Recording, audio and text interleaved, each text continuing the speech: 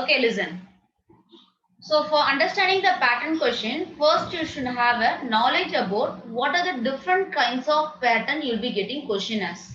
You should know what are the different kinds of pattern will be available, or what is the formation of this is available. So when I say pattern, you'll be getting square pattern. Square pattern in the sense either you want to display all the rows and columns like this. If I give n value is 4, I want the pattern like this. There is a one scenario. Okay. The other scenario is either I want only the outer boundary of the square pattern to be displayed. Clear with it. This is the other pattern. Guys, just I'm guiding you people. What are the different kinds of pattern you'll be getting? I didn't speak about the logic at all. First, you should know what is the pattern, how to form this pattern.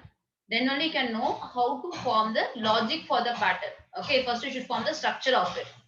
So let me explain you what are the different kinds of structure. The first structure is you'll be getting a square or hollow square. Okay. So here if at all the n value is 4, you'll be getting square. You can notice that this number series are given for your identification. This number series one is this is your row count. This is your row 1, row 2, row 3, row 4. Either you can start with 0 to 3 or 1 to 4. It's completely up to you.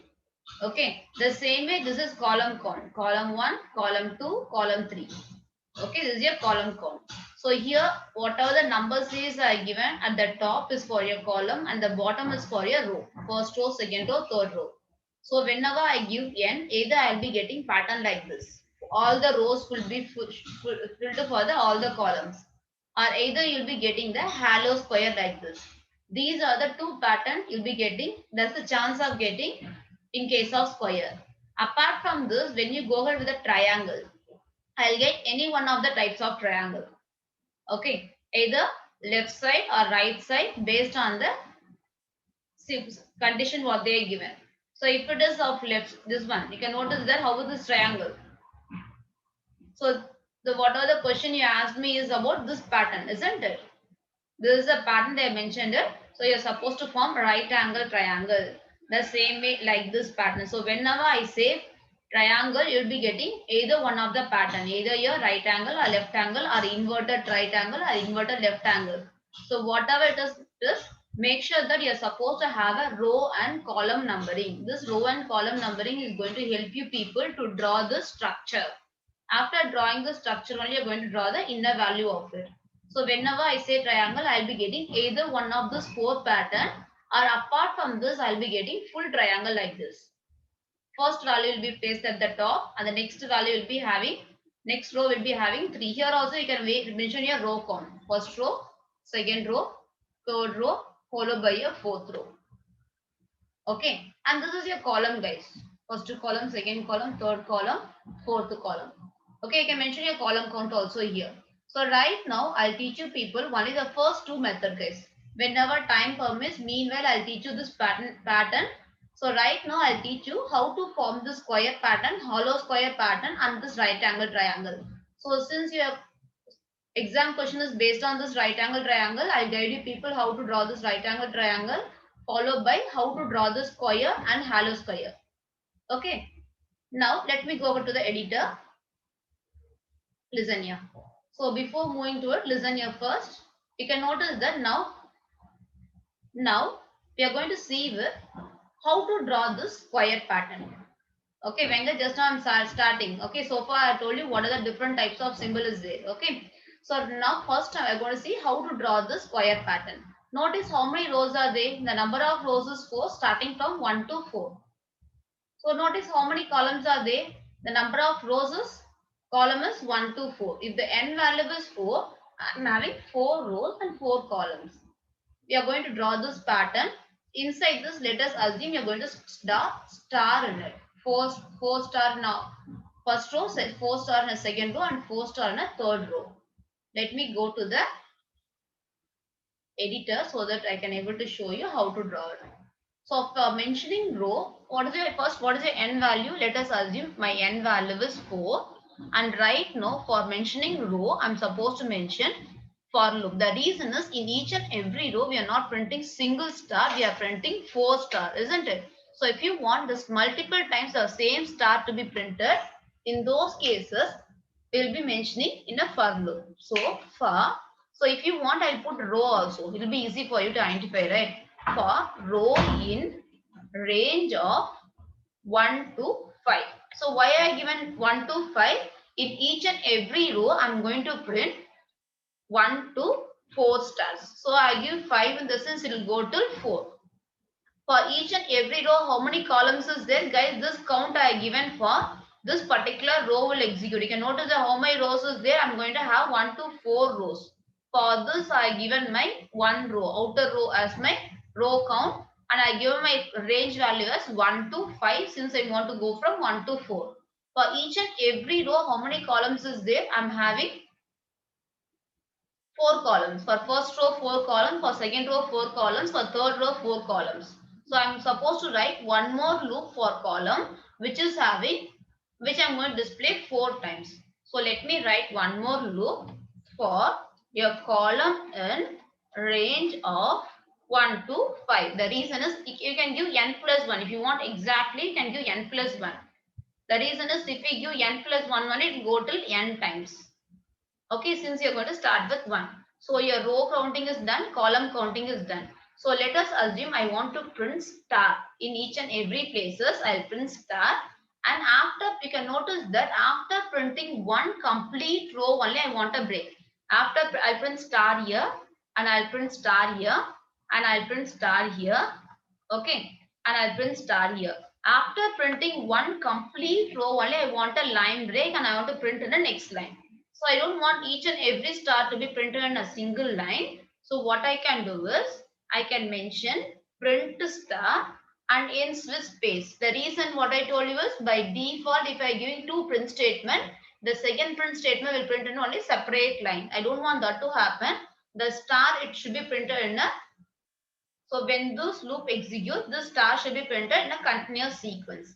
After printing one complete row, I want one particular column, I want the line break.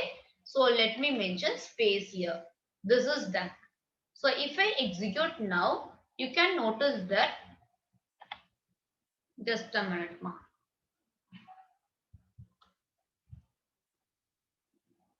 So this space is not required. If you want some spacing, you can give it. What happened? Your kernel is not executing. Give me a second. Kernel got stuck over. Let me restart a kernel, guys. Just give me a second. So it got stuck somewhere.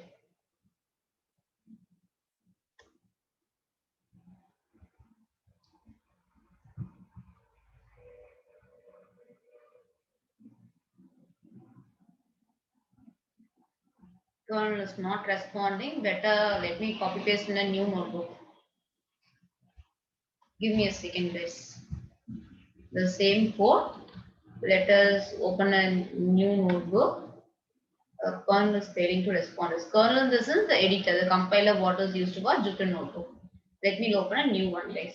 Just give me a second.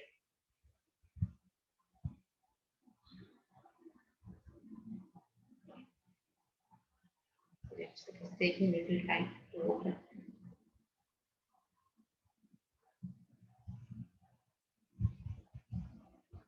Got stuck, I guess.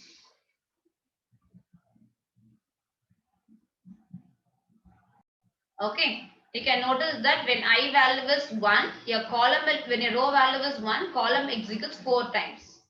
So 4 star will be printed. After printing 4 star, prints with space. This space is for your line break. So what happened? Line breaks here. Again, your row value becomes 2. For row value 2, your column will execute 4 times. So again 4 star will be printed. Again line break. Again your column value, row value will become as 3. For row value 3, again 4 times this will executes.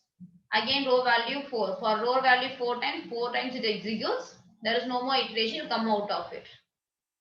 Is this clear, guys? This is a very basic in printing, ma.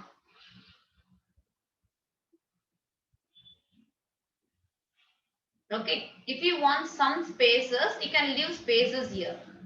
Okay. If you want some spaces, you can use spaces and print it. If you want spaces between rows, then put one more print statement and put one more space here, one more new line here. Come on, respond me. Is that clear for you guys? This is a very basic in pattern. You should know how the for loop is executing. For when your row value is 1, this will execute 1 to 4 times. Okay, this is clear, right? This is a very basic in pattern. I shown you the structure and how does it works.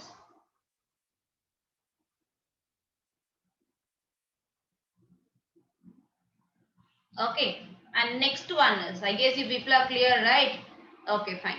And next one, what I told you I'll teach you this halo pattern. This halo pattern, you can notice that Manikant, where you want the space? Were you on the row space, spacing between the star or space between one row to the other row? Which one you're asking? If you want spacing between the star, give space when you're printing it.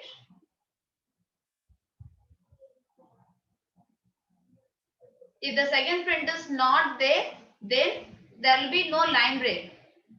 Every star will come in a single line. Clear, Ganesh? Anikant, if you want the space between star, each row put one more print, then print one new line there. You'll get a star, you'll get a space there. Yeah, but you can mention range of n. In those cases, it will mention 0 to 3. Range will be taken as range of n, and this is what happened. 1 to range of n, this is it will take from 0 to 3 instead of 1 to 4. Both are same almost. The range value, it's up to us. Okay. Okay, guys, listen for the next one. So here you can notice that whenever this is your row, right? This is your row and this is your column. So where the values are printed, whenever my row is 1 and column is 1, and whenever my column is 4 and your row is 4, the particular box is filled with. The other spaces and the boxes are left with spaces, isn't it? Only this part is filled and the other spaces are other parts are filled with the spaces. So what I can do is inside this for loop, this all the here you're supposed to apply condition, guys. When a n value is 4, I can notice that when I value equals to 1, so when your row value equals to 1 and your column value equals to 1, I know that this part will be printed. Whenever your row value equals to 4, 4 this is n equal to n, and your column value equals to n, I want this part to be printed.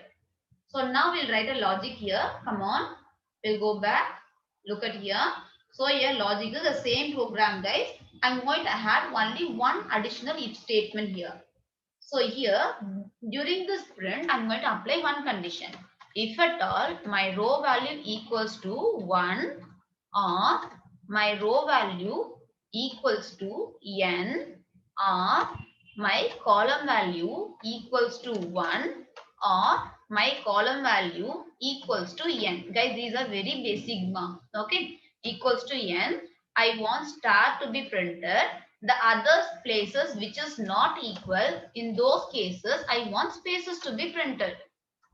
I want to print the spaces. I want to print the space and I don't want the line break. So I should mention ends with. This ends with is very much important. By default, I don't want the line break. Whenever I'm going for the next row, only I want the line break. Each and every row should be completed. So I should mention ends with space is important. Now, if you execute this program, just a minute, this space is creating an issue. We'll avoid this one. Now it will be fine, I guess. So now I guess you people could understand this logic. Whenever my row value is 1 and my column value is 1 in this case, and row value is n and a column value is n, I can notice that this value is printed. The remaining space, the values is not printed. Is this clear? The same program. I've added only if condition inside your for loop. Amriti, if you are taking from 0 to n, mention here row value 0 and your row value n minus 1 here. Come on, is that clear? Now shall I go ahead with the above pattern? What is your actual question? Come on, make a fast response. You're supposed to complete today's topic also, ma. Give me a quick response. Clear, right? Good. Now, we are going to go ahead with this pattern. So, this pattern we are going to discuss, guys. Listen carefully.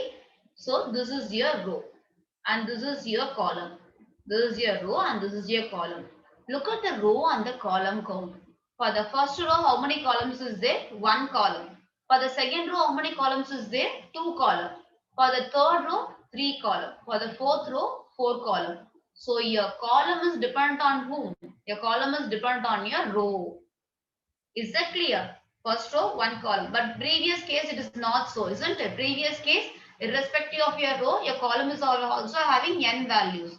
N row, n column. Your four row, four column. But here, for the first row, one column. Second row, two column. Third row, three column. Fourth row, four column. Fifth row, five columns is going to be. So your column is dependent on your row. Now, how we are supposed to write the for loop condition? You are supposed to concern with your for loop. Right now, I'm just teaching you people how to concern with your for loop condition. So look at here. Let us assume your n value is 4. We are going to write for I in range of the same value. Let me take it here, ma. Okay, starting from 1 till n plus 1. So this is the condition. So here the J loop is the very much important one. This is a column loop. Okay, either you can make use of ij or column. So the first time how many time for the when I value is 1, how many time your j loop should execute? Only one time, right?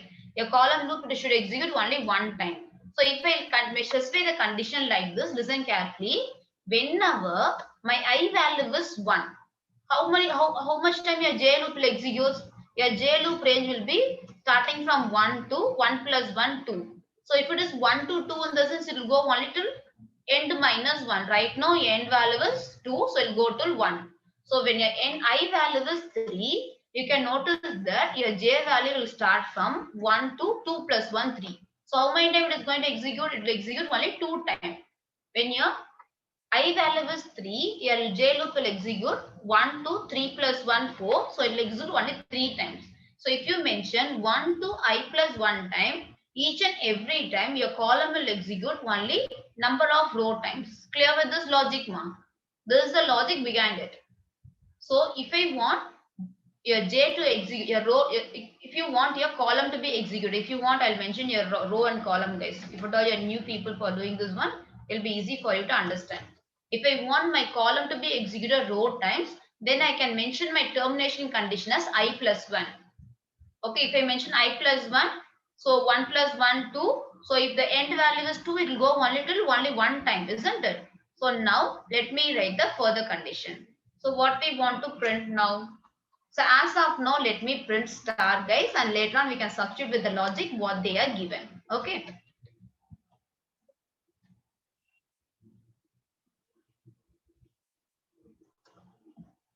Prints with star, and this print is for line breaking. After printing one line, I want a line break. Now if I, what happened? Just a minute. We have commented it, right? I, where is that I? Here we modified as row. We are supposed to modify this. So you can notice that we got this right angle triangle. Till this already clear? Come on, give me a quick response, guys. And we are running out of time, but this is not an actual topic to be taught. Since you people asked out, I'm taking this topic. Okay, so that just I want your cooperation to respond parallelly. Good, good. I guess you people are clear, right? Good. Now, what is the condition is according to your program, what you got? You got 3 followed by 2. Yesterday's question, guys. Okay, and followed by 6, 4, 5, and followed by 10, 9, 8, 7. Now we know that how to form the structure. For structure wise, we don't have any issue at all. Now look at here. I'm printing 1. Okay, we are going to print 1 here. The value 1 is printed. The next value, what you are supposed to start? The next value we are supposed to start here is, you are supposed to start with 3. And the next value to start this column is, what is the, I need a value called 6. So just I'm writing the starting position of each and every row, guys. Nothing great here. I'm just calculating the starting value of each and every row. So that I should form this row value, right? So you should know how to form it. That's the logic I'm going to teach you people. I taught you how to form the pattern. Now I'm teaching you people how to form the logic behind it. Now this should start with 10. Now we can look at here, we can have analysis. Is there is any relationship between the previous value and the next value? Okay, here this value is 1. The difference between 1 and 3 is 2. Isn't it? The difference between 1 and 3 is 2. and the difference between the last number. So 1 is the last number. Here, I'll do one thing. We'll write the difference between the last number. It will be clear. Okay. Just a minute. Give me a second. Let me highlight it. The last number of it is 1. The last number of this is 2. And the last number of this is, guys, this should be 5, 4. I written by mistake. I written here. This should be 5, then 4. Okay. The last number of this particular number is 4. And the last number, this is fine. The last number is there. So now our work is to find what is the difference between the last number and the first number. Here it is 1. I should make this number as 3. So what I can do is the difference between this number and this number is, the difference between these two numbers is 2, isn't it?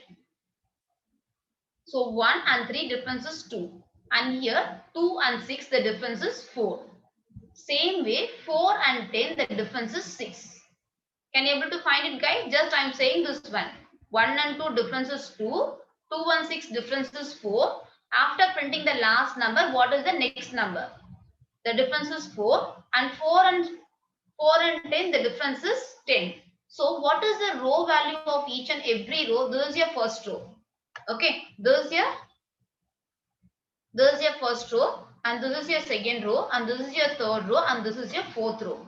Let us see if there is any possibility of forming this number by using this row. This is your row, guys.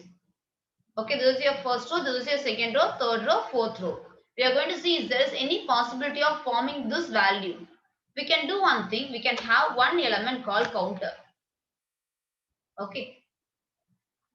Just a minute. If I remove this one there. Okay. I'll do one thing. We'll declare one element called counter. The initial value of the counter will print it here. The initial value of my count I'll print here as 1. After printing 1, what should I do? I should make this particular number to 3. So how can I make it? I'm supposed to mention. How can I make it? I should mention 1 into 2. If I mention 1 into 2 plus 1, I can make this 3, isn't it? So 1 into 2 plus 1 gives you 3. The same way, the last number what you have printed here is, what is the last number I have printed here? When I'm from 3, I will be decrementing. Keep on decrementing here. Here, the last number what I printed will be 2. So 2 into, okay, 2 into 2 plus 2. Okay, just is nothing but your row count, guys. I'm mentioning your row. 2 into 2 plus 2 gives you 4. Okay, 6. You'll get 6 here. Some calculation I left it, I guess. Just a minute. Give me a second. Give me a second now.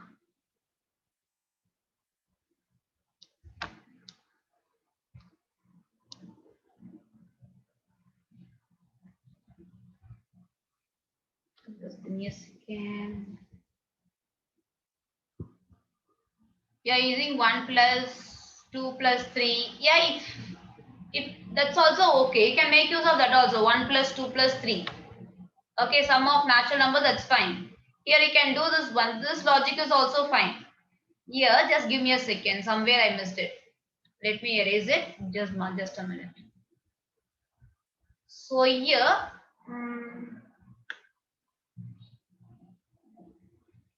1 into your first row into 2. 1 into 2. First row into 2 gives you 2. And this gives you 4. Okay. This gives you 2. And 2 into 2 gives you 4. The difference value. The third row. You can notice that the third row is 3. 3 into 2 gives you 6. Okay. You can notice that what is the difference I told you. So add this. This is a count value, right? Along with 1, add this 2, you'll get 3. Okay. This is your row values, guys. Along with your row, try to multiply with your column values. Okay, along with your row, try to multiply your column value. You will be getting it. You can, along with your row, you can try to multiply column value, you'll be getting 2, 4, 6 combination. So you can able to, you can do plus your count value. This is fine. Or one more combination, as your friends say, you can make use of this combination to form it. First row display 1, and when your row value is 2, you can have a sum of natural numbers like this also. First row 1, second row 1 plus 2, third row 1 plus 2 plus 3, fourth row 1 plus 2 plus 4 plus 1 plus 3 plus 4. Okay, so I'll write logic for this. You can try it to the next one. Okay, just a minute. I'll write a logic for this one. So whenever my n value is 4, we'll write a logic, guys. The same logic. I'm not going to write a separate logic for it. I'm going to write the same logic here. You're going to place this one. So what I told you, we are going to have one element called count. The initial value is 1. So right now, let me erase the structure, guys. Structure, I'm going to not modify it. I'm going to modify only the value. Listen carefully. So here, what I'm supposed to print? I'm supposed to print my count value. So I'll print my count value, and after this, what I'll do is I'll decrement my count value by 1. So if I decrement my count value by 1, for the after printing 3,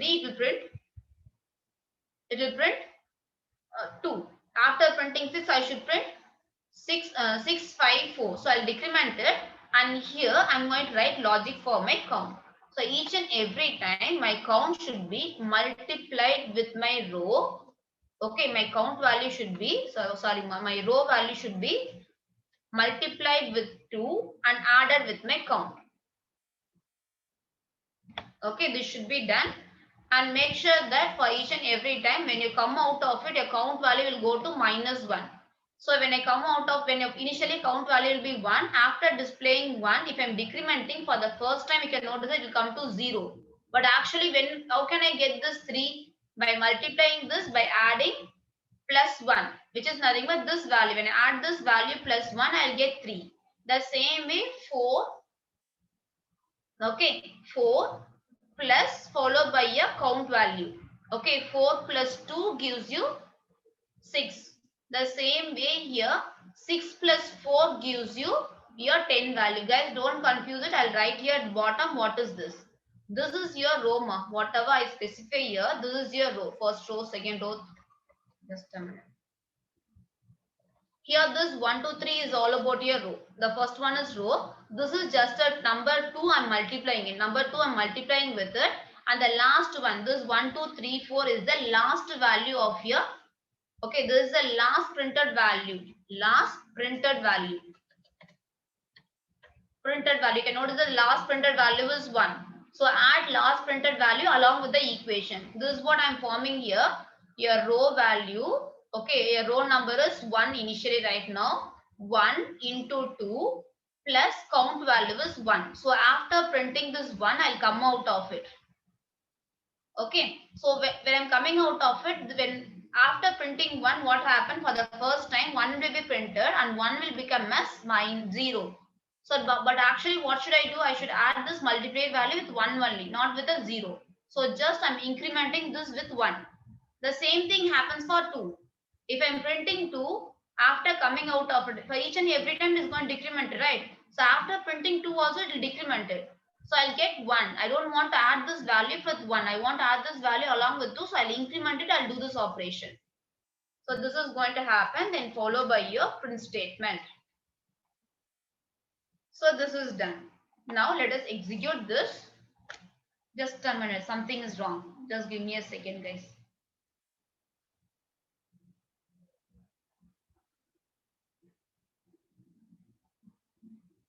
Count is equals to count plus 1, right? I made as -1. Sorry, ma.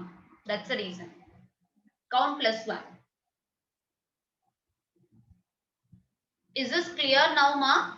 What I'm trying to do here?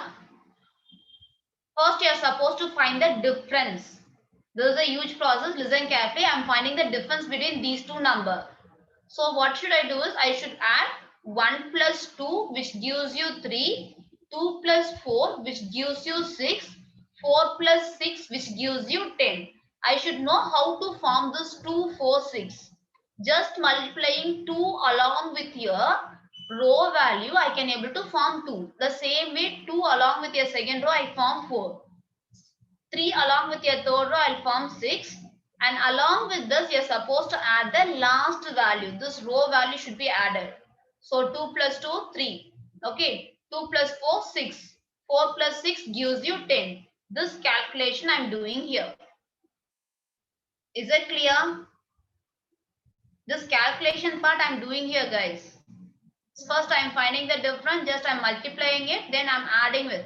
And this subtraction addition is after printing one, I'll come for each and every time I'm going to decrement it. So I'm having some controversy where after printing first one, first value. So I'm decrementing, then I'm incrementing it for, it will be unique for all the values. Come on, is that clear with this one pattern question? We can solve this pattern like this. You can notice that I didn't change any for loop. I've added only 3 steps of logic to it. The same program, I added only 3 steps of logic to it. I got this pattern. Is this clear? Shall we move on next one? Okay. Good. I guess you people are clear.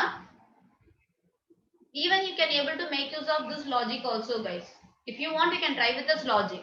You're always welcome. First row will run it 1 time, second row run it 2 times, third row run it 3 times, fourth row run it 4 times and decrement each and every time. For a same problem, different types of solutions can be given. It's up to you. Okay, now we'll move on to the today's content topic. Today's content topic is morning we are seen with list. Okay, and now I guess you people are clear with list, right? And now we'll move on to the next topic called tuple. So one important point is whenever I say list, list should be mentioned by using bracket, and list are mutable by nature. We'll be saying mutable, immutable. Mutable in the sense changeable. Once I declare a list, it can be changed. Okay. Guys, those who want this code, I'll paste in the chat box. You can make use of this code, this code and logic.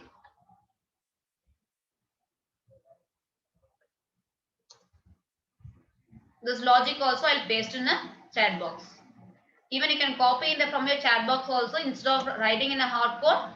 Right now you can paste it in a device wherever you are, and later on you can check to it. Just share this content.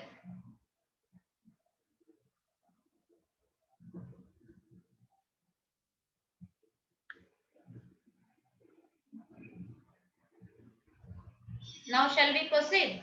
Later on you can note on it. Okay. So mutable by nature. For when you are seeing with all the collection type, we'll be speaking with mutability and immutability. Mutable in the sense changeable. Once the list is declared, we know that where insertion is possible, deletion is possible. Okay, all the operation is possible, right? So it means that it is changeable by nature. This is all about your list. Okay, and next topic, what you're going to see is tuple. You're going to see with the tuple topic. So whenever I say tuple, what is the purpose of tuple in this is, as we see list, tuple is also used for storing a group of value. Whenever I say group of value, the same thing. It can be a group of same value or group of different value. Here, if you want to declare a tuple, I can mention variable name assigned followed by the parenthesis. This is how to declare an empty tuple. Okay, it is declare an empty tuple. So don't think that already I'm having list. Why is this tuple required? This tuple has some unique feature. I'll explain what is that. So now if you want to find the type of this TUP, this TUP is just a variable name, guys. It doesn't mean tuple. Just I'm giving a relevant name here. Okay. So if I mention type followed by a TUP, it gives the data type of it. The type of TUP is a tuple type.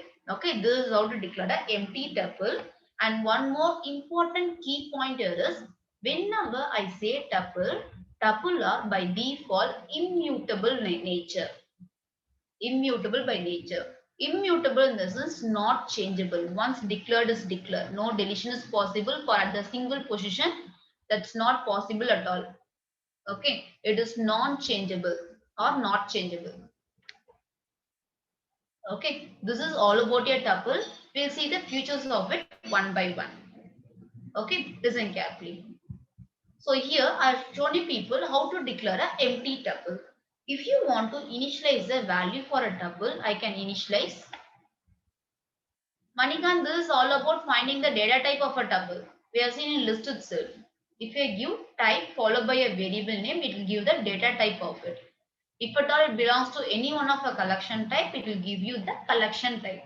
Here this collection type is of tuple type, so it is giving a type of this tup is a tuple. Here tup is a variable name, guys. Okay. So if you want to initialize a tuple with values, I can initialize my tup assigned with some values 1, 2.3, comma, a single character or a group of character. You can initialize anything like this. So this is how to initialize a tuple, and whenever I say tuple, it should be given inside a parenthesis like this.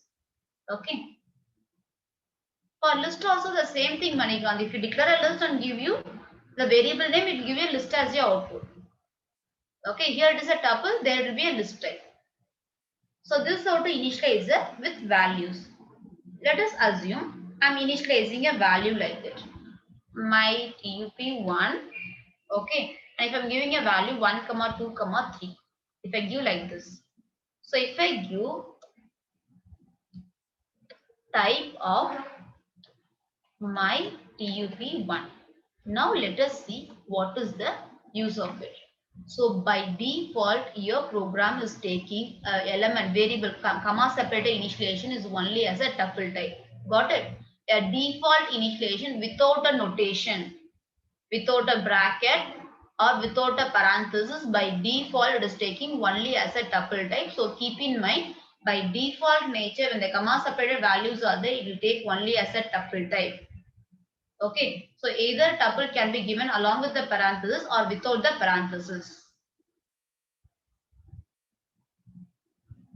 Yeah, we'll see, Amartya. We'll see one by one. Just now I'm coming to the declaration part. I'll teach you people one by one. Just give me some time. Okay, fine. This is done.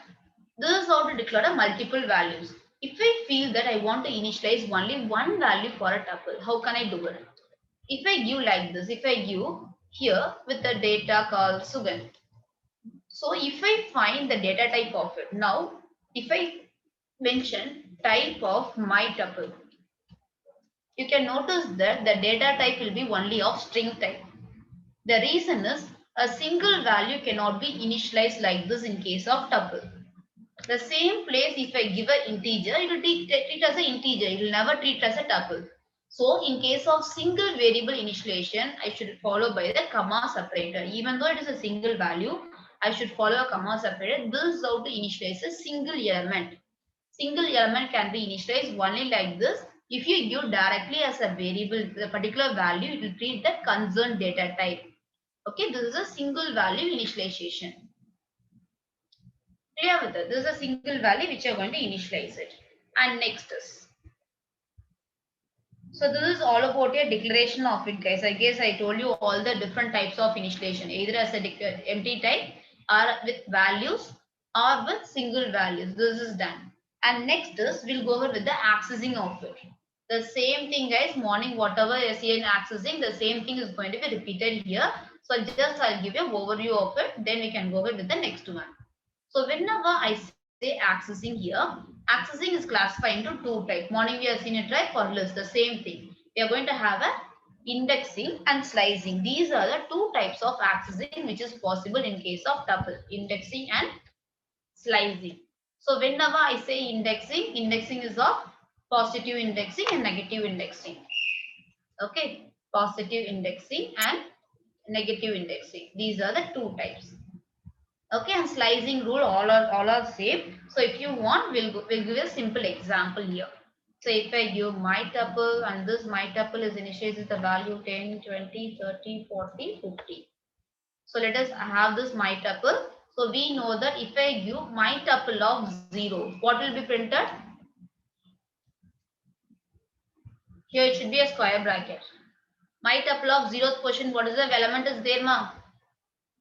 My tuple of 0th position is with the value 10, isn't it?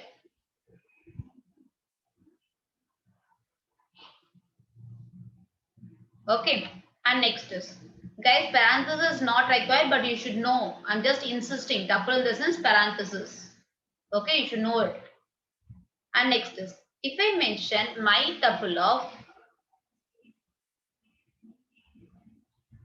minus 5. What is the value? Minus 5.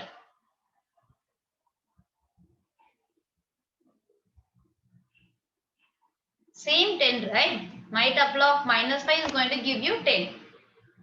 Either 0 or minus 5 is going to produce you same. Okay, if I give my tuple of minus 1, my tuple of minus 1 will give you, produce you. What is the answer for my tuple of minus 1? Good. It will produce the last value in a list. The last value in this particular tuple is updated to 50. Okay, it will be displaying as 50, but I didn't execute this. If I execute this, then I execute, it will show you as 50. Okay, she'll be giving us a 50 as the answer. This is all about your indexing, guys. Slicing, same rule. What is the rule as we have seen? Slicing accepts start, end, and followed by your step parameter. So the rule is by default your start value is 0 and your end value is the given number minus 1 and step value is by default existing value plus 1. So you want to explain the same thing again or shall we move on to the next one, guys? The same concept. The only thing is where we are going to implement is the variation. The outputs are same, right? So we'll move on next one. And next is, guys, try to implement and see to it. If you find something doubt, you can note down, you can ask your doubts by next class, okay? And next is, what you're going to say is, and next thing, the same thing, deletion or modification. Deletion or modification. You're going to see, is that possible or not? So I told you that by default, your tuple is immutable by nature. It is not changeable. So once you declare, it's declared. It is not changeable. I'll show you how to do it. Guys, those who are looking for program based on tuple and list, don't worry. After completing these 4 topics, we'll be having a practice section. I'll guide you people how to do program based on it. Okay, right now we are seeing the concept only. So we didn't go for the programming in depth. We are going to see how to implement these concepts. First, people should have a knowledge about the concept. Then only you can able to go further. Okay, now listen. Next is deletion. So as I said you that when I say tuple, they are immutable by nature. When I try to delete a particular element, how can I delete it? By using del. Just a minute. So let me mention del, my tuple. So let us assume I want to delete the element at the 0th position. If I execute this one, look at it, it will throw you the huge error that this is not possible. This is not supportable. The reason is once it's declared is declared. No changes is allowed here. So I can't able to delete a single element, that is not possible. Okay. So if you want to delete the entire list, is that possible? Del of my tup. Now we'll check to it. Is that possible to delete the entire list? Is this a name, my tup? Yes. So you can notice that I'm deleting it. After deleting it, I'm trying to print my tup. What is that showing? It is showing that my tup is not defined. So deletion of single element, which means that modification of one particular element at the given list is not possible.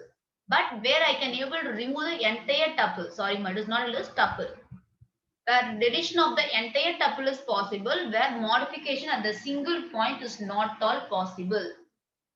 Is that clear? So modification in the sense no changes is there. Deletion of the entire tuple is possible. And next is, as we say, a tuple. Can a list occur inside a tuple? Yes, it can. So whenever I say tuple, I can declare a tuple like this: 10, 20, 30, and inside this tuple where I can place my list. Inside tuple list can be there, inside list tuple can be there. Okay, there's not all an issue. Okay, you can notice that like this the value can be. As we see the nested list here, list inside your tuple, inside the tuple there is a list.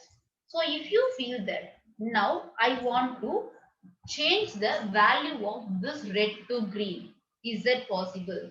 We'll try to it. So if we want to modify the value of red to green, what is the index position of it? So if I want to display this red in my output screen, how can I display, guys? What is the index position of it? Will you give me the answer for it? So I want answer as red.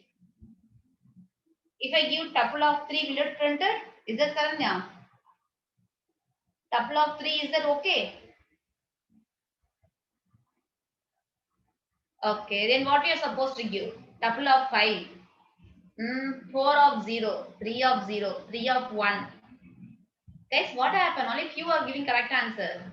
So this is 0th index position, first index position, second index position. 3 in the sense the complete value is 3. Though Soumya, why it is 4? 4 in the sense it give you 40. Monica 5. Guys, 3. This is the third index. Third of 0th position, third of first position. Okay, so the my tuple of this complete value is third index.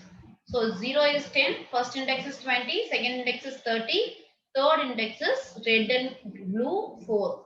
Among this, if you want to fetch this element, 3 of 0. Okay. Now if I give tuple, okay, 3 of 0, you can able to find it is fetched with the value called red. Now I want to modify this red with the data called green. After this, I'll try to print my tuple. You can notice that this red is modified. So whenever I say tuple is immutable by nature. But if some list occur inside this, I can able to modify this element inside a list, but not inside a tuple. Clear with it. List will never change its future at all. I can able to do all the operation whatever I can do in a list, but I can't able to do directly in a tuple. This is all about your list inside your tuple. So this list has all the future. I can insert it. I can able to pop it out. What are the thing we have seen? All those things can be done. Okay, try to it, Manikana. I'll show you the example. Try to it by your own. Okay, have a time. Afterwards, try to it. It will throw you an error.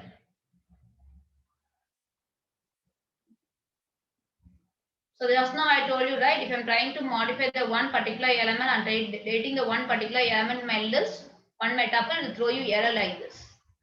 Okay, this is all about your modification, ma. Okay, if you give anything like this, say tuple of 2, it is not possible. It will throw you a huge error.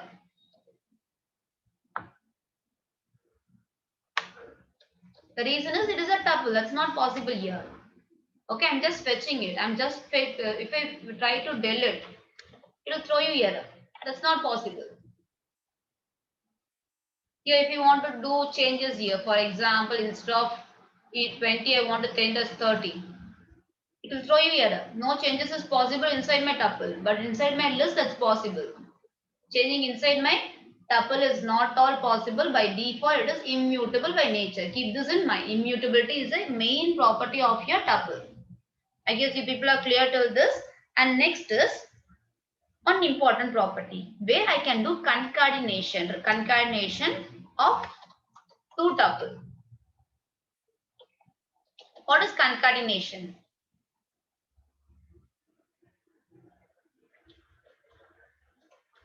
Adding or joining, okay, or combining. All these things called concatenation.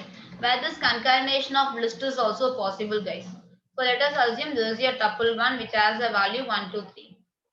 So I'm having one more data called tuple 2 which has a value 4, 5, 6. I want to join those two tuple. I can able to join this one, T1 plus T2. We can notice that these two tuple will be joined, but don't think that your tuple 1 is modified. Again, when I call tuple 1, it remains same. So if people might have a doubt, I told you that tuples is immutable by its nature, it is non-changeable, then how come it is doing this one? It is showing you a temporary result, that's it. But your original data is not affected, your original data remains as such. Okay, this is immutable by nature. So original data will never be modified. If you want, you can concatenate it. You can store in a one more tuple called tuple 3, that is fine. But once declared tuple cannot be modified. So maximum in your program also, computer exam also, if you get the input as a tuple format, if you want to do some manipulation, will convert as a list. The reason is it's not flexible for me to do manipulation, insert operation, delete operation, all those things is not possible at the in between of your list. That's not possible. So in those cases, what I'll do, I'll convert to list. I'll do all my operation what I wanted, manipulation. Then I'll convert to tuple again. I'll typecast it to tuple. Okay, all those tricks and tips I'll explain you while doing program, guys. Don't worry about it now. And after this is the next topic is you should know about the replication of data. Replication in the sense duplication of your data, you're supposed to know about it. So for example, so if I print T1, you can notice that this is a value of T1. If I want this data to be repeated twice, I can mention into 2. So it will display 2 times. Okay, you can reassign it like that, Manikant. As you want, you can reassign it. But if you print like this, reassigning is something. You're going to again reassign it. If you're reassigning it, the value will be reassigned. By default, it will never be changed. Okay, I'm saying that by default nature, it is immutable by nature. Got it, Manikant? Reassigning it will happen. And next is, this is all about your replication, guys. Replication, this is duplication of the data. Just try it with all your whatever you feel, just try it, ma. Just I'm moving on. You can try it. You can say your doubts by tomorrow. If it's not working, just let me know by tomorrow. Okay. Like this, many pop-ups are coming. Try this one, try this one. If I keep on trying each and every combination, we are not unable to complete the syllabus. So I guided you people how to do this one. So once completion of this session, you can declare the tuple and try the combination whatever you want. Then if you are facing difficulties, I'm ready to help you. What is that, Ganesh? Can we add an element to a list in tuple? Element to a list in tuple. Yeah, you can, Ganesh. This is what I told you. The list will never change any property. This for this, whatever the element I can do, all the operation can be done for this list. Okay, but not for the tuple. List property is implementable for this particular index range of 3. You can do pop operation, extend operation, whatever you want, you can do within this boundary. So what is that? Vijaya, Lakshmana, okay.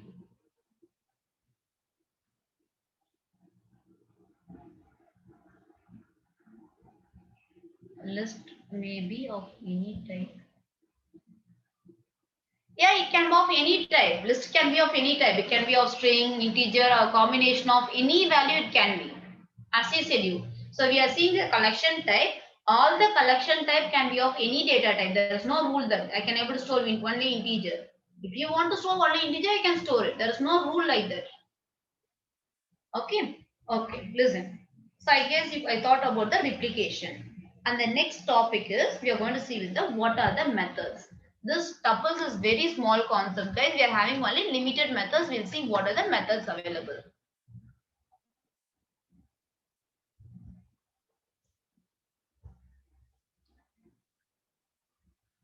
What is it, Santosh?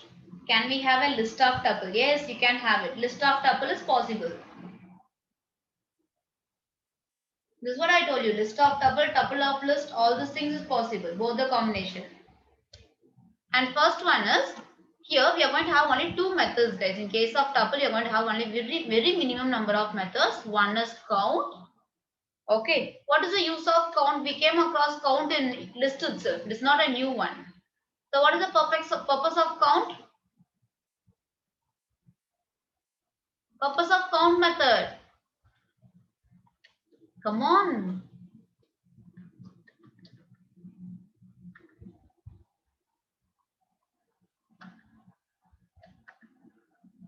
Good. It gives the count of the value, isn't it? Number of times or number of occurrence it has happened, it gives a count of it.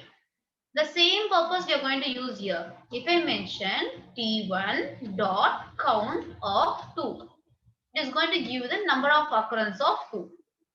So 3 times 2 has occurred, it gives like this. Okay. And next method is we are going to have the other method which is index. So as I said you that this tuple is immutable by nature. We'll never have many properties for deletion and for insertion. We are not going to have properties here.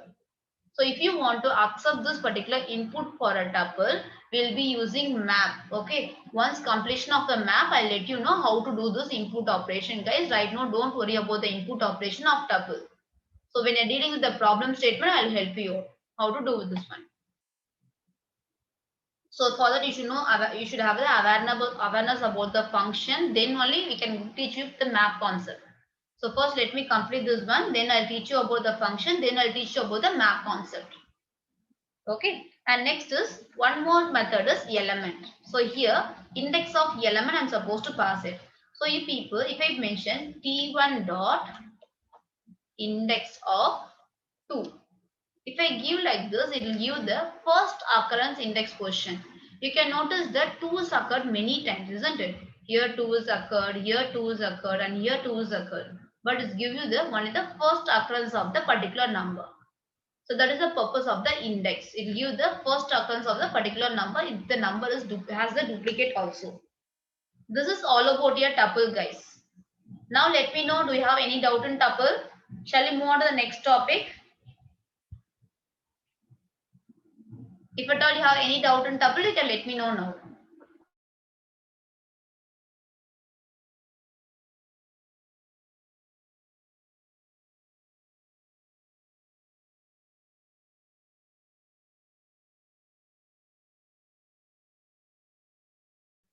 Which one, Amatya? How can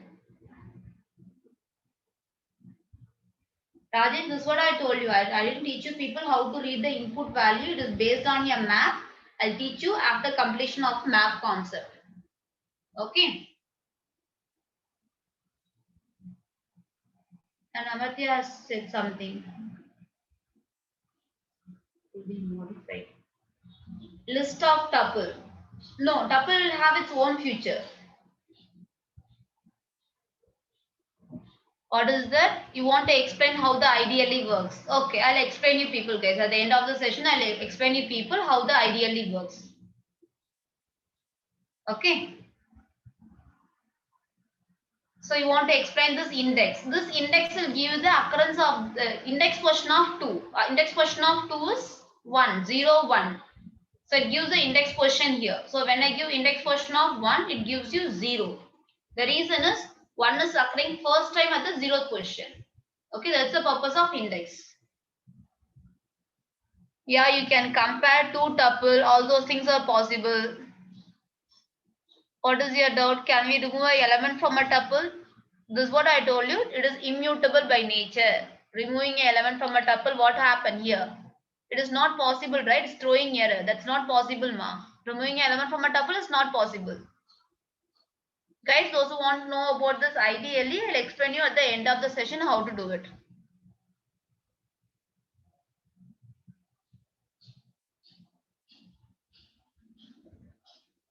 Shall we move on to next one? I guess you people are clear with the tuple, right? I guess I answered every question, all of your questions. Okay, good.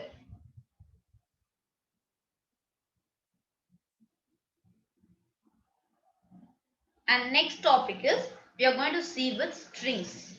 Okay, we are going to see how to declare a string and how to access a string. So before moving on next one, in the last session I guess someone has asked a doubt like this. If at all I'm having number 1 value is 5 and number 2 value is 10. I want this particular value to be printed like this. I want this number 1, number 2 printed to be printed in between. You can print like this. I don't remember who asked the doubt. You can print number 1 colon, and if you want to make use of this number to be printed here, you can mention comma number 1 comma number 2. Even you can do like this also. Those who want the integer value, I told you that printing can be done with concatenation. So concatenation of a data with two strings is possible. If you want to add an integer along with a string, you can mention your printf statement like this also. It will be working fine. Okay, I don't remember. I guess Amatya or someone else, Lakshmi or someone has asked this doubt. So if you want to print along with the integer, along with the string, you can do like this. Like whatever the variable which has a value, you can print here. Like this, you can call a variable name in between. So whatever the string you want to print it, you can give in double quotes, comma separator, variable name, then comma separator, again next string. This is possible. Clear? Fine. We'll move on to the next one.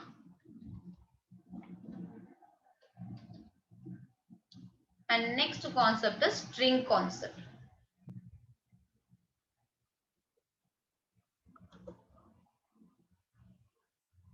Okay. Whenever I say string, what is that? A collection of character, right? So whenever we say string, a string can be mentioned in three different notation. It can be given as by using a single quotes. If I give hi, it will be printed. Hi will be printed. If I give same hi in a double quote, the same hi will be printed. So if I give this hi in a triple quotes, again it will be printed. Got it? So I can make use of any one of a notation. So for string notation, I can make use of any one of it. So what you can notice a single quotes, double quotes, triple single quotes, or triple double quotes. There is one variation between this single quotes, double quotes, and these two belongs to same family, and this belongs to same family. The reason is whenever we are using triple quotes, I can mention in a multiple line. Hi, hello, how are you? You can give your input in multiple line. So multi-line input is possible in case of your triple quotes. But in case of your double quotes where multi-line is not possible, you can notice the difference, right? It is not highlighted in a red mark. When I try to execute it, it will throw you error. So this is the features of your strings where you can able to give single quotes, double quotes for writing a single line initialization. Okay, and this triple quotes is used for multiple lines. Okay, multi-line statement, I can make use of this triple quotes. So I recommend you people to initialize a string with either single quotes or double quotes. Maximum will never go for triple quotes. Okay, more or less we'll be completing within this itself. Clear with it? So this is all about a initialization of a string. You can declare for a variable with a single quotes or a double quotes or triple quotes also. It's up to you. Okay, we can initialize for a variable. So right now I don't ask you people to touch this triple quotes. The reason is in some cases I'll be using as a dog string. I'll let you know where it is. Right now don't confuse with this dog string. Keep in mind whatever the notation I give, all these three is used for initializing a string, and among this single quotes and double quotes used for initializing a single line string. Single line string in the sense it can be either a single character or alphanumeric, whatever it may be. Even if I give var assign, okay, data 1, even this is a string only. It is an alphanumeric string. Alphabet along with the numeric type is there. If I give type of where, it is a string type only. So whatever the number or whatever the element which is given inside a double quotes is treated only as a single string type. Got it? Double quotes or single quotes, string type, that's it. So string can be given with the quotes notation. And next is this is all about the declaration of a string, guys. Either single quotes, double quotes, or triple quotes. And next thing is we'll move on to how to access this string, accessing a string. There is nothing great here. This is all about it. And you people know how to accept input for a string. So how to accept a string? By default, whenever I mention the input method, it is all about the string type, right? So if I give name, assign input, so this is all about accepting a string type. So I can give any name. So right now nothing is initialized. So I can give some name. Manikant. So whatever the name I'm giving, it will be displayed. It is either space or without space. Okay. If you want to give like the name like two names. If you want to give like with the two names, with space or without space, with the symbol, all the things will be accepted when you are accepting by default by with the input method. So it will accept as a string type with separator, space separator. It will be accepting like this. So this is all about accepting a string input, guys. Speaking about the accessing of a string, the same two approaches. Indexing, slicing. So indexing, the same story. We'll have two things. One is positive indexing and negative indexing. Positive indexing and other is negative indexing. Okay, and slicing also the same formula. You're going to have start followed by end and followed by a step value. Okay, so we'll initialize some name. We'll initialize money as a name. So we'll start with this positive indexing. Okay, we know that positive indexing, right? Name colon colon. So if I sorry, 0. Name of 0 will give you M and name of minus 1, 2, 3, 4. Okay, minus 4 will give you again M. Okay, the same stories. I don't want to repeat again. So directly I'll move on to the slicing, guys. Indexing is, I guess, you people are familiar right now. For slicing, if I give name colon colon minus 1, you can notice that reverse of a string. So in case of C programming and other programming, what you're supposed to write? You're supposed to write a huge logic for reverse, right? Here it is not required to reverse it. Just mentioning colon colon minus 1 will give you the reverse of a string. As we see for this list, I guess you people are clear with the list. The same concept here. Guys, will you try this in the accessing of string by your own? Shall I move on to the next one? Or you want some more example for it? Initialize some string and give a different combination. We'll move on, right? Will you people try this one? Indexing and slicing, common for all the topic, guys. Concepts are common. Okay, good. I guess you people are clear so far. And whenever we say string, I told you that we are going to give in. So what you want, Jagdish? Some more. Which one? You want the example? Just you can initialize any name and you can slice it here. For example, you can give name as Sai Pardon. This is the name. Okay. So here, if you want to slice the name Sai alone, I can mention name colon colon colon. So till which Sai is there? 0, 1, 2. If I give till 3, you can notice that only Sai will be sliced. Just slicing it. So based on my requirement, I'm going to slice it.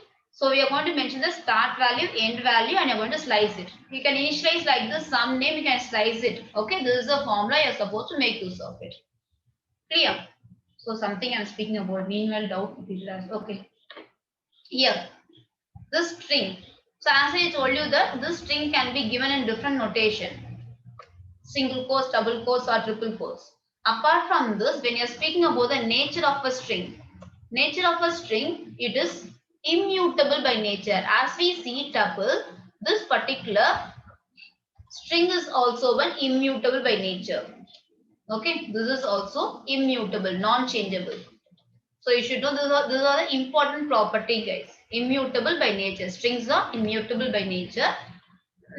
Look at here. I'll give you some example for it. Here, let me give some name. We are taking name as Sai Varadan. We'll take this one. So let us assume I'm trying to change one particular character at the 0th position.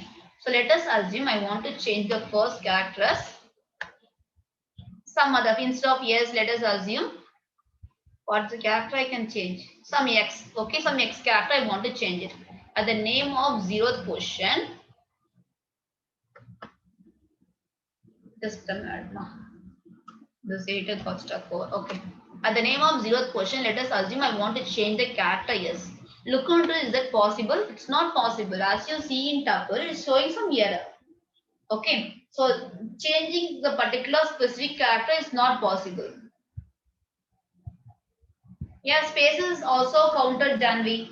Spaces counting is there. For space, it will have 4. Spacing counting is done here. So Changing one particular character is not possible. The reason is by default strings are immutable by nature. Once declared is declared, it cannot be changed. So this is all about the property of your string.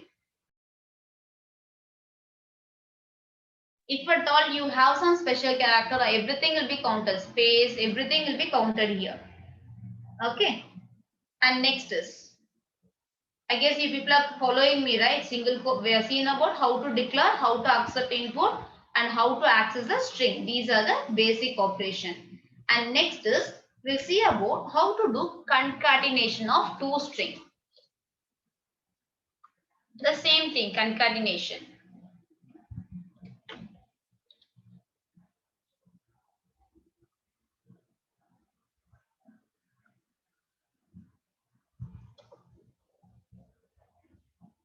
Listen. So let us have some name. The first name is Kala, and okay, let me be name 1 and name 2 be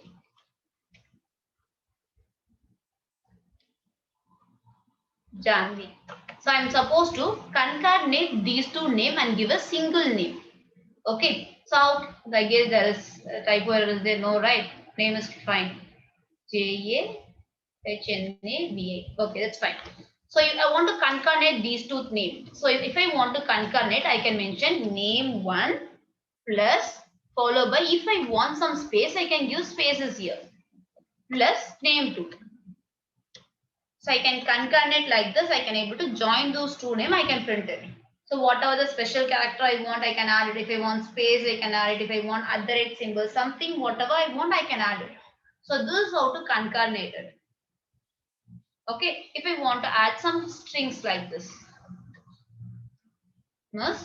followed by, I want dot here. Then I can mention plus, and I can mention dot separately, and I can mention plus here. I can mention along with it, or I can mention like this also. Okay, it is up to us. So whatever you want to concatenate, you can concatenate like this with a string, its special character, all those things. Okay, and next is, I guess you people are clear with the basic declaration, how to access it and how to do concatenation. And next thing what you're going to do is, you're going to find what are the different methods are there. Guys, let me tell you now itself, I'm going to teach you only few methods. Lot of methods are available in case of strings. I want you people to practice it. Okay, I'll teach you people the more common methods which is used in your programs. Okay, almost 70 methods are there, 70 to 60 methods are there. It is not possible to teach each and every method in a class. Just I'll give you the what are the basics method you should know during your programming. So right now let us initialize some string. Okay, we'll initialize some string. What is the string we can take? We can take a name with the name. Shall we take the name as Harika? Okay, this is the name I'm going to take it. So let us assume I'm going to implement what are the methods available for this particular string called Harika. The first method what you're going to say is, we are going to see with the method called lower. So what is lower? We know that lower in the sense converting to lower cases. That is all about a lower. So if you want to convert as a lower case, I can mention name dot lower. If I mention name dot lower, the given string will be converted to the lower case. So actually I didn't execute Harika, so I didn't display it. So if I execute now, you can notice that the H is in uppercase, it is converted to lowercase. The complete string has been converted to lowercase. And next way, the same way, I do have other methods also. As you do lower, I do have upper also, UPPER. So if I do upper, I mention name dot upper. So previously string has been updated to lowercase, right? If I convert it, it will become as a uppercase. So the complete string has been modified to uppercase. So these are the two basic operations, upper and lower. Apart from this, let me give you one important method which you'll be using most frequently in your program, that is split. split method. So let me give you some other examples. Okay. Let me give you my example as this is and this is a Python class. If this is your string, you want to split the string. So I can mention my exe dot split based on the spaces. Based on the spaces in the sense this is separate word and is a separate word, a separate word. There is a space between each and every character, right? Guys, this is very important. Just I keep on insisting this particular split, and the next one I'm going to teach you join, which is very important in your programming. More often you'll be using it. Okay, so listen carefully. So what I'm going to do is I'm going to split based on the spaces. So if I give shift enter, you can notice that this particular string, whatever I given, it has split based on the spaces. So this space is there, so it has splitted, followed by is place is there, it is splitting like this. So if I feel that I don't want to split based on spaces, I want to split based on the occurrence of some specific character. For example, I want to split based on the occurrence of H. I can give like this. So if I give based on occurrence of H just with this string, then you can notice that the same string will be splitted based on the occurrence of H. Wherever H is there, it will be splitted based on the H occurrence. So if you want it, you can store in a list, guys. By default, if you are using split, it will give you only as a return type, as a list type. If you want it, you can store it in a result. If you want it, it is based on your requirement. Right now, I'm just printing and showing you. If you require, you can store it.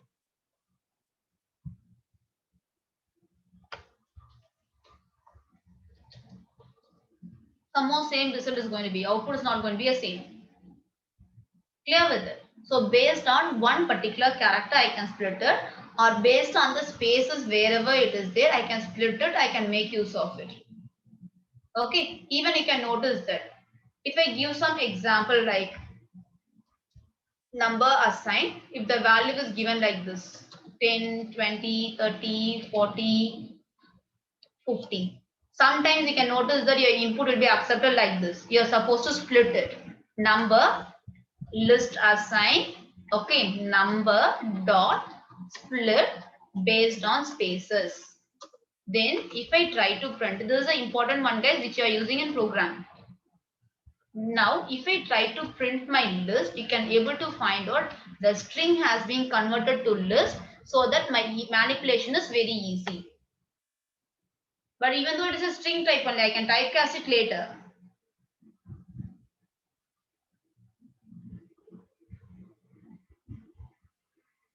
Is that clear? So you'll be your input will be like this. Some cases you're supposed to accept as a string type, then you're supposed to typecast an integer type. In those cases, your split function plays a major role based on which element you're going to split it. This is all about your split. Split in the sense just you're supposed to disjoin the word by word or number by number based on space or based on certain condition. Is it clear with the split? Okay.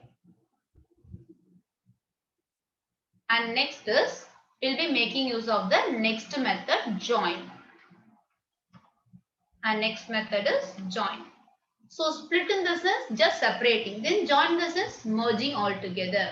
So now let us assign. Here I am having the split, right. I am splitted it, and right now this particular list has this value.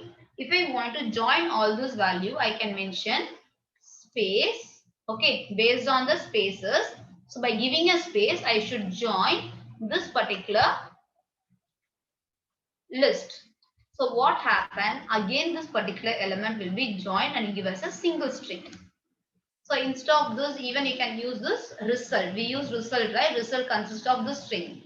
Instead of this, I can mention result. You can notice that this is a Python class will be given as a single string.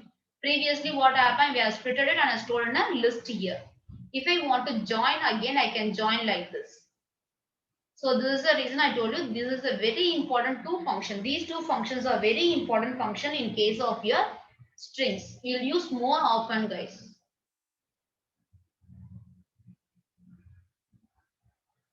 Okay, what is that, Venkat? You want to join, this is a string function. You can join a string. It is mainly for a string function. Okay, joining and splitting of strings. Okay, don't go over with that one.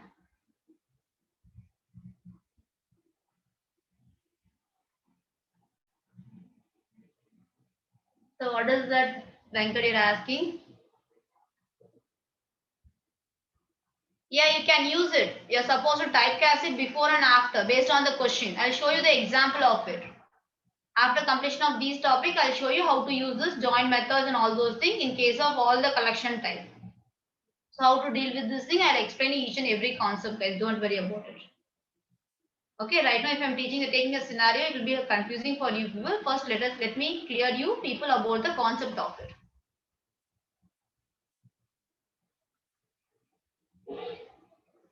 Yes, Manikan, string is immutable. What's that? I couldn't get you what you're asking.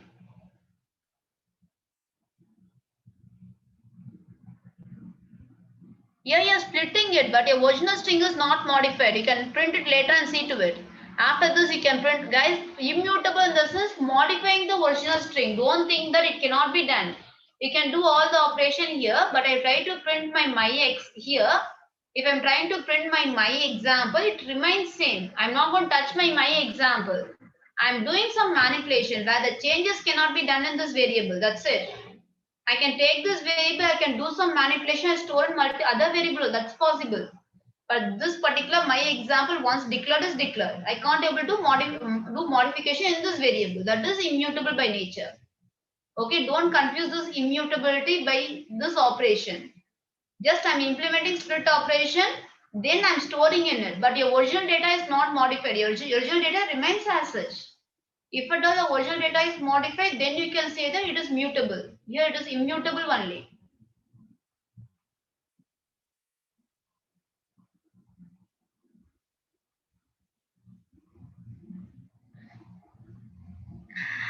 Okay, Rajesh, just convey her.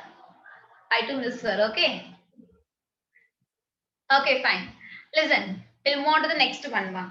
Okay? And the next topic is, we'll move on to the next one. We are seeing about the join and split is done. And next one, we are going to have other two methods. Guys, you can find one or two methods is common for all the types. And next is find. Find is used for finding one particular element. For example, I'll take some example here, ma. Name.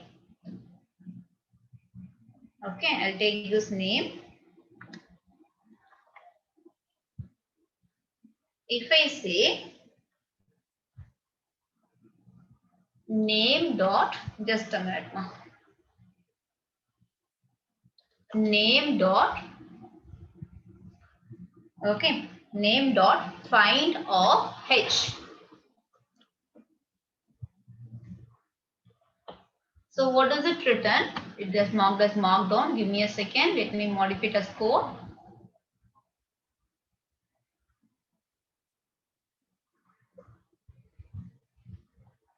What does it raise? It gives the 0th position. So by using find, I can able to find the index position of it.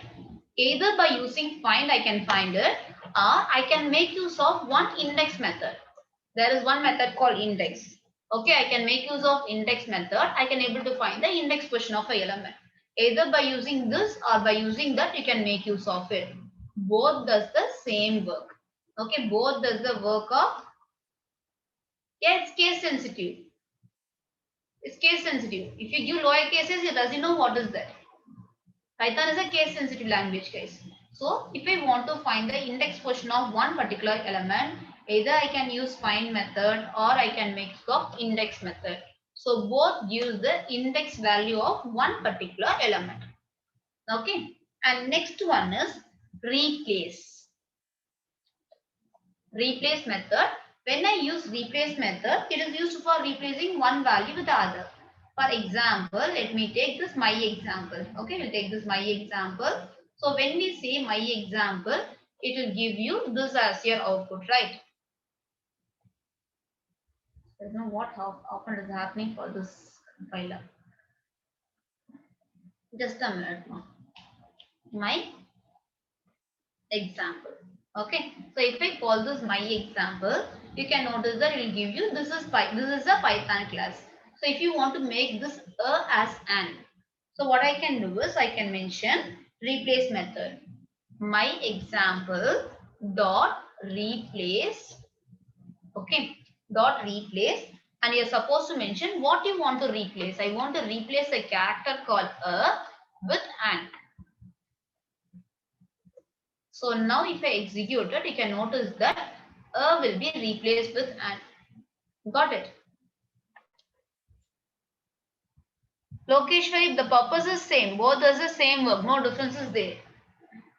So here, wherever A is there, an will be replaced. Here we are having only one a. So a will be replaced with the an. And apart from this, we do have count method also. Here also, this element has a count method. This it is used for counting the number of occurrence of one particular character. Make sure that all this method is applicable only for a string, guys. Don't try to do it in an integer. I can make use of count method to count a element, or I can make use of yes, Prasanna. It is immutable by nature, right? So you are saying non-changeable. Just I'll prove you people what's happening. Does the original string changes? Original string changes here. No, right? Now I executed. This is 72, this is 73. Just now I executed it. Does the original string changes? No, it is not changing it. But only for the temporary view it is replacing it. I'm keep on saying this concept only, guys, to you people from the beginning. Non-changeable in the sense I can take the string, I can do what customize whatever I want. But the originality of it remains as such. It is like a duplication. I'm sharing some copy to you. Whatever the changes you do in a copy, it does mean that it doesn't mean that your original copy is changed. Your original copy remains as such. Okay, this is immutable. Okay, and next is I guess many people are getting the same doubt. Immutable, but how does it change? That is the original string doesn't change here. Okay, don't confuse with your original string. And I guess count is not required to repeat again. If you give count of particular character, it gives the number of occurrence of a character can be found. Or I can say that is frequency of a character. In a C program, often you'll be getting this question. The frequency of a character. Find the frequency of a character. By using count method, you can make use of it. Apart from this, I can make use of capitalize. Capitalize in the sense you want to capitalize the first word, first character in a word. I can make use of capitalize. Okay. For example, I can take just a minute, mother, small typo error. So if I want to make it as uppercase, I can make it, I can take some example. Each and every time I'm supposed to scroll up and down. So let us have an example where let us have example called puppy. I want to capitalize this one where I can mention where dot capitalize.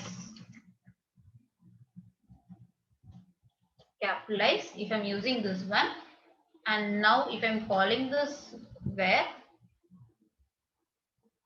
you can notice that puppy P will be in uppercase. Something has happened. Let me check what happened. There's a spelling mistake is there. CAPI. Yes, spelling mistake is there, Soumya. Let me modify it.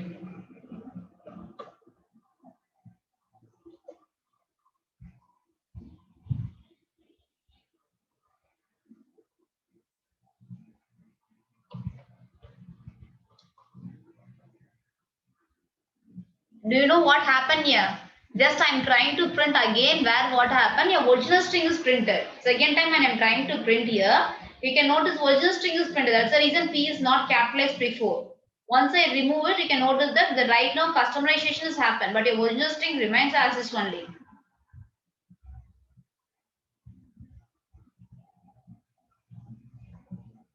Yes, Gayatri, you can count the number of occurrence of a character by using count. If you pass count of P, it will give you the number of occurrence of P.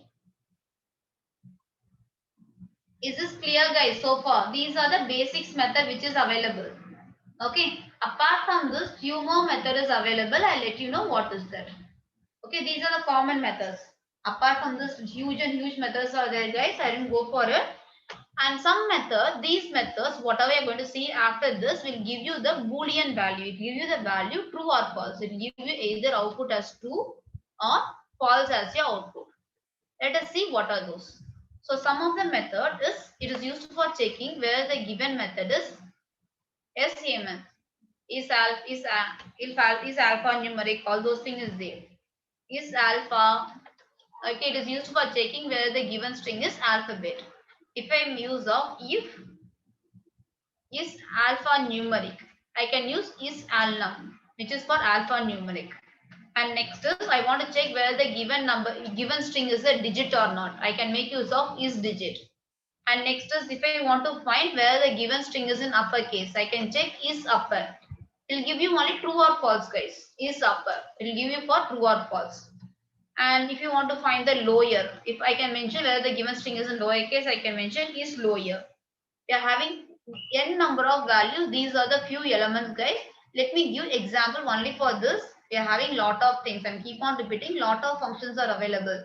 So first thing, if you want to check whether it is an alphabet or not, let me add few more cells here itself. Instead of going scrolling down, I'll add here itself.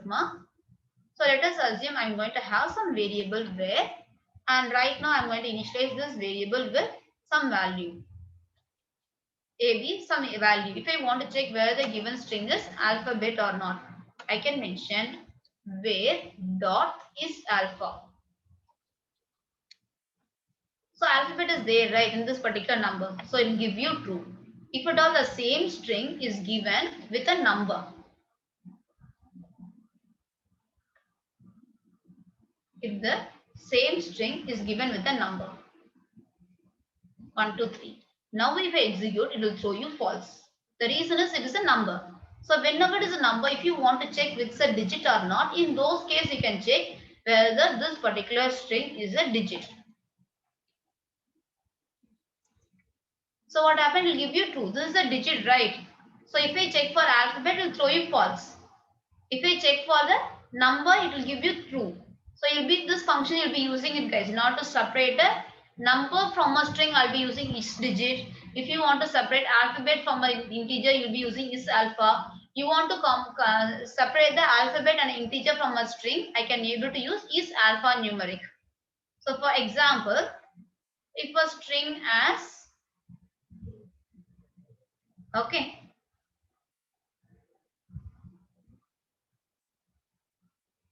space will be considered, Pavan. Space will be considered. If a string as hello 1, 2, 3, as you say, if I want to check whether it is the alpha numeric, I can mention is al num. So it will give you true for both integer and alphabet. Okay, al num is only for just a minute. Al num, right? Alpha numeric. Why it is showing false? Spaces is it is showing error here. For alpha numeric, it is not considering. So let us consider here for digit then. The same thing. Here for alpha numeric it is not considering. So alphabet along with the integer. So for that it will show you true. So like this we are having huge number of functions, guys. I want you to go through it. These are the more common methods which is available for strings. Okay, if you want to identify what are the methods, I'll give you one shortcut here. After completion of the session, just open it and see to it. Declare some variable as a string variable name. Okay, I'll give XYZ. So if you want to, what are the methods are there? Type this variable, keep dot, press your tab symbol. Press your tab symbol in your keyboard. You can find out that your drop down list will be there. The huge drop down list will be there. These are the methods which is available. Can you find it? These three methods are there. You can make use of any one of the method. But you should know the functionality of it. So this will come only by practice, not by now. Later on, after completion of this session, you can try out these things, guys. So is this string clear? Do you have any doubt in it? You can let me know. So after break, we can resume the session with set and dictionary. If you have any break, you can let me know in the string, guys. Before break, we will clarify the doubts in string. Then we can go over with the next one.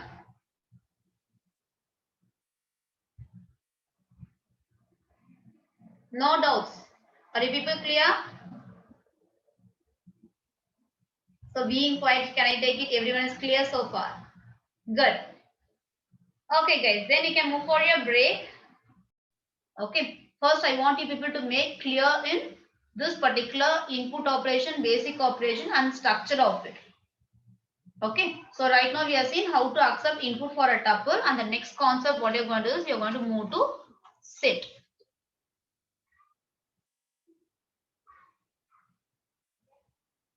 So far we are covered. Your list is done. Just a minute. So your list is done. By default, list should be given in your square bracket, and your tuple should be mentioned with a notation called parenthesis, and string we have seen. String will be given with the notation of quotes, either single quotes or double quotes or triple quotes. This is what you have seen. Apart from this, what you have seen, we have seen one important feature where your list is mutable by nature, isn't it? We have seen list is mutable by nature. The same way we have seen about tuple. Tuple is immutable by nature. You should know these are the difference, guys. Just for your difference and not to make you remembering often, and just keep on repeating this concept. This is also immutable by nature. So these are the common difference. And apart from this, when you're seeing with this list, tuple and dictionary, all those elements will allow duplicate values.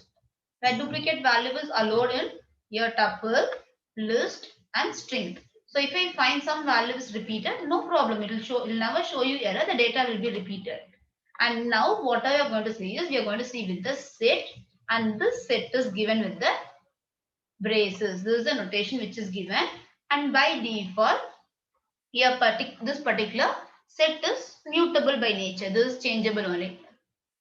It is mutable by nature. And speaking about this, we know that in your schoolings, I guess, or your college mathematics, you may have came across set. The same property, set will not allow duplicate values. No duplicate values allowed in a set. So even if you give duplicate value, it is not accepted.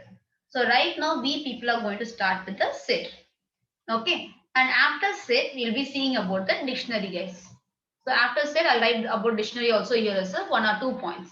After this, you're going to see about the dictionary. Even dictionary is going to be given by using your braces. Okay. And this dictionary, you're going to see with the key value pairs, and all the other features I'll let you know later on. So where set for the symbol alone, I'm just writing here.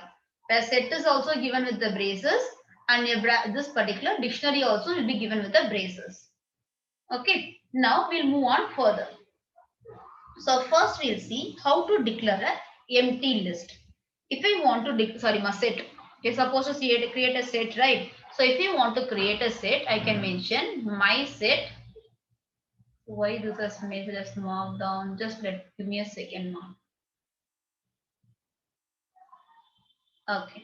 I can declare a value called my set, and I can initialize value to it. As you see the other data type, here also I can able to store collection of values. It can be either as your It can be declared either as your single collection of single values or different type. It can be of any type, but a set is used for storing a group of values. So once I print my set like this, a set with a value can be initialized. So if you want to initialize an empty set, here this true or false, it has some issue. Right now, I'll never deal with this. Let us leave this one. I'll tell you later on. Okay, I'll tell you later on about true or false about set in the programmatical session. Okay, you can deal with the integer, float and string here.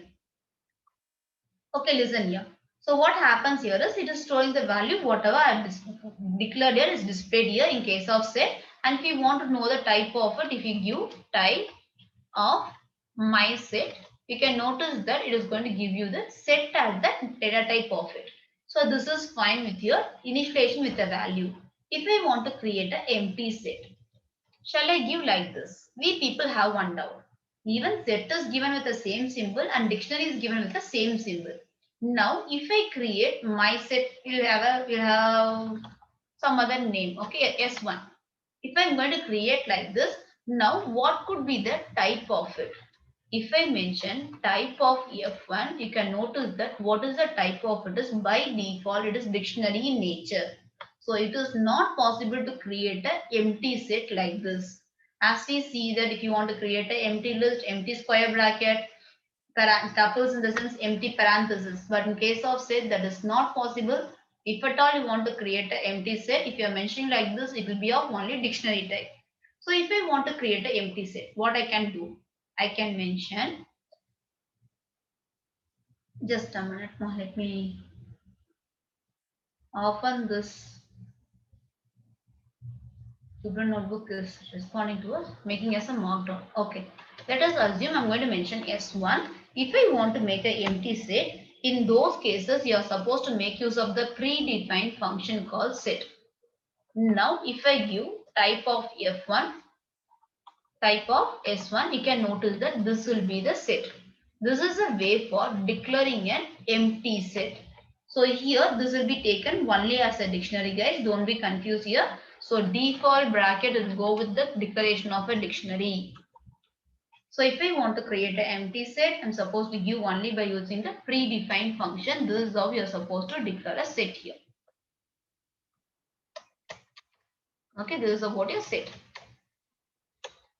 And next is, now you people know how to create an empty set.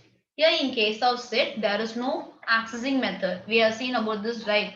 We have seen about this indexing slicing. All those things, indexing slicing is not there in your set. Now we are not going to see those things. It is not there.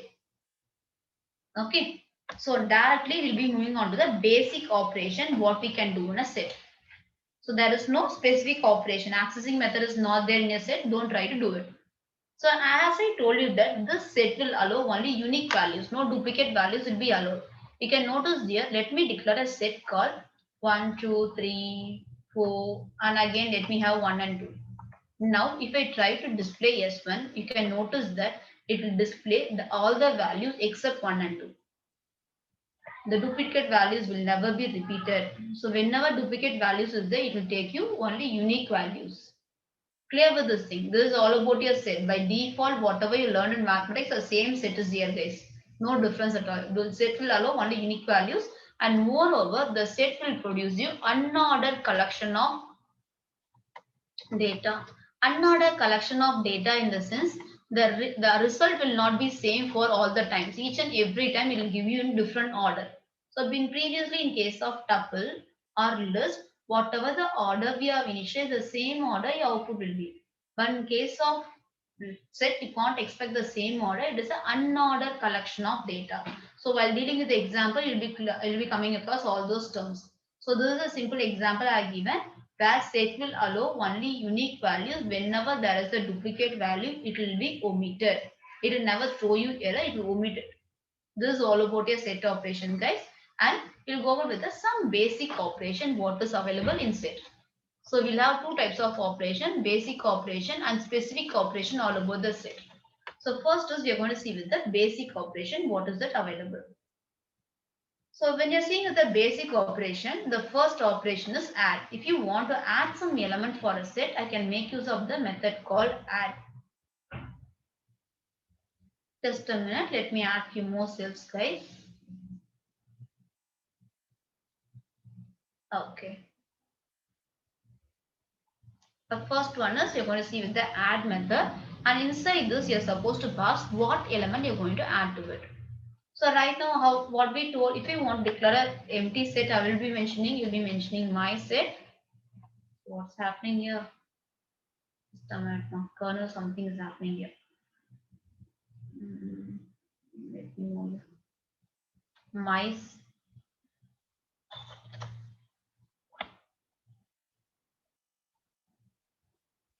Just a minute. Give me a second. The kernel is fast for a while. Whatever I'm typing, it is not responding. Okay, fine. My set assign. Here, let us assume there is an empty set. Okay, right now if I print my set, you can notice that there is no value in a set. Sorry guys, I can parenthesis, it will throw you error. Let me remove it. Okay.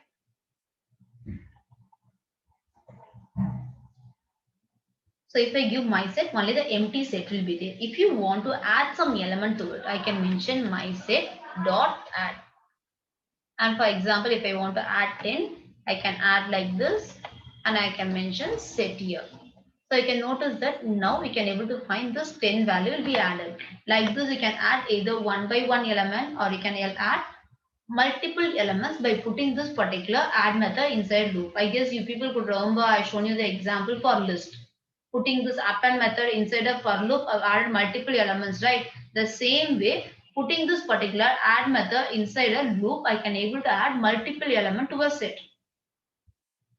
Clear? We can make use of the same example of list what I did.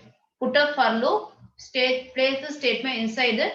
Instead of mentioning a value, mention an input method. So by using input, you can able to accept a value. You can store up and you can add the data to the set. Like this, you can add multiple values for a set by using add method. And next method is what you're going to see is update.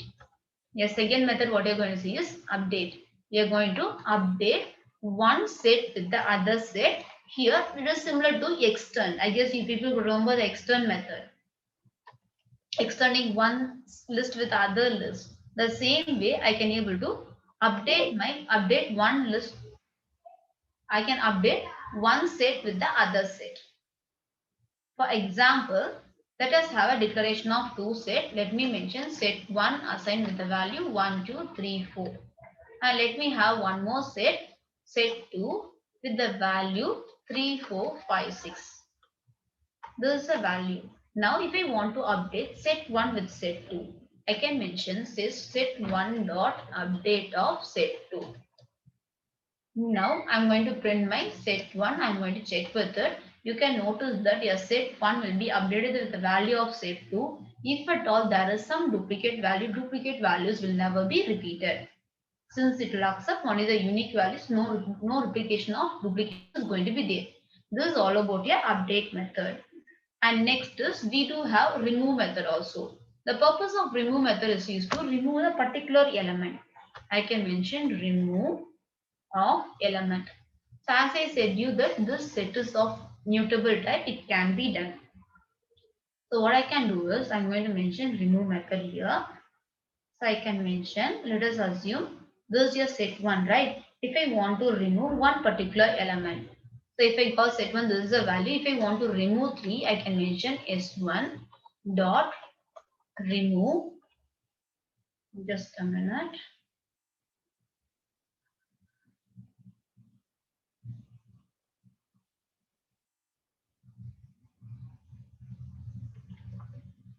S1 dot remove of 3.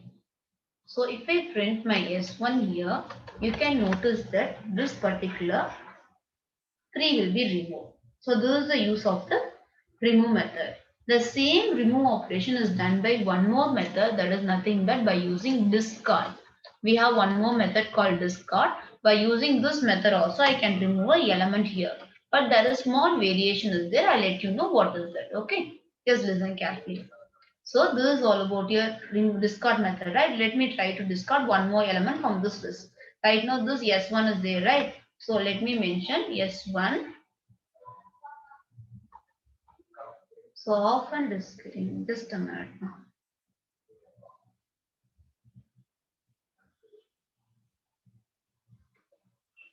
S1 dot, so let me mention discard. S1 dot discard. So let us assume I want to discard element 4. After this, let me try to do this one. So you can notice that 4 will be removed from it. Right now, this particular set will be updated. So it's more or less both does the same work.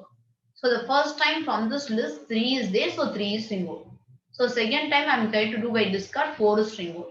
Again, let me try to execute this remove again. You can notice that when you're trying to remove an element which is not the right now the updated, what is the right now, what is the updated set, you can notice that. Just a minute, I have one cell here. Let me have the original answer here for your reference. So I have my S1. Here if I execute it, you can notice that this is your original S value, S1 right now, 1, 2, 5, 6. Now let me try to remove this value 3 again from my set. Listen what happened. It is throwing a huge error message, key error. There is a no key like this, whatever you are trying to remove it.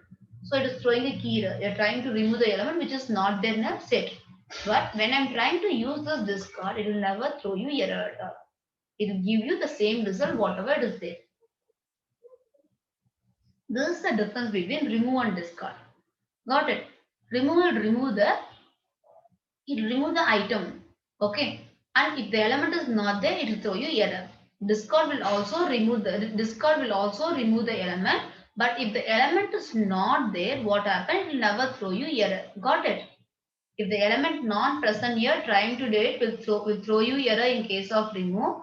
When you are trying to remove the element which is not there by using discard, no error. This is the difference. Here let me note down it so that people will be clear for the future reference.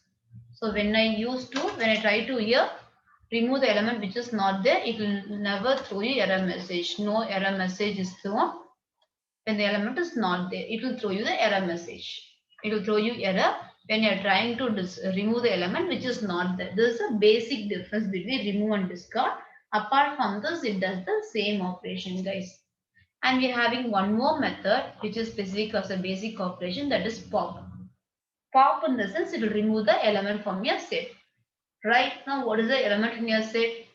Right now, element is, let me try to print and show you. If I mention S1, you can notice that these are the element in your set. 1, 2, 5, 6 is the element in your set. If I mention S1 dot pop, when I execute first time, when I call S1 here, you can notice that this particular element, leftmost element is removed. Right now the updated value is 2, 5, 6. Got it? Again, right now as you can see the cell execution number is 101. Let me execute it again. You can notice that again 2 will be removed. So each and every time when I call pop, the leftmost element one by one is keep on removed. That is all about your pop. It is a stack operation, guys. Okay, one by one element from here for first portion is keep on removed when you call pop. So these are the basic operation which is available here. Apart from this, I told you that min, max, sum, len, all those operations are common for here also. Okay. Dictionary will be seeing, Manikant. We didn't go with dictionary. I didn't start with dictionary itself. After this one, I'm going to start with dictionary. I didn't complete set itself. Set has still few more functions. We are supposed to complete set. Okay. These are the basic operation, guys. So far we have seen basic operation about the set. I didn't go to any specific operation. After this, we'll moving on to the specific operation of set. What are the operation which is unique only for set? What is that? Varalam 56256 is the answer. Which cell you are speaking about, ma? Is that 120, 1 or 2?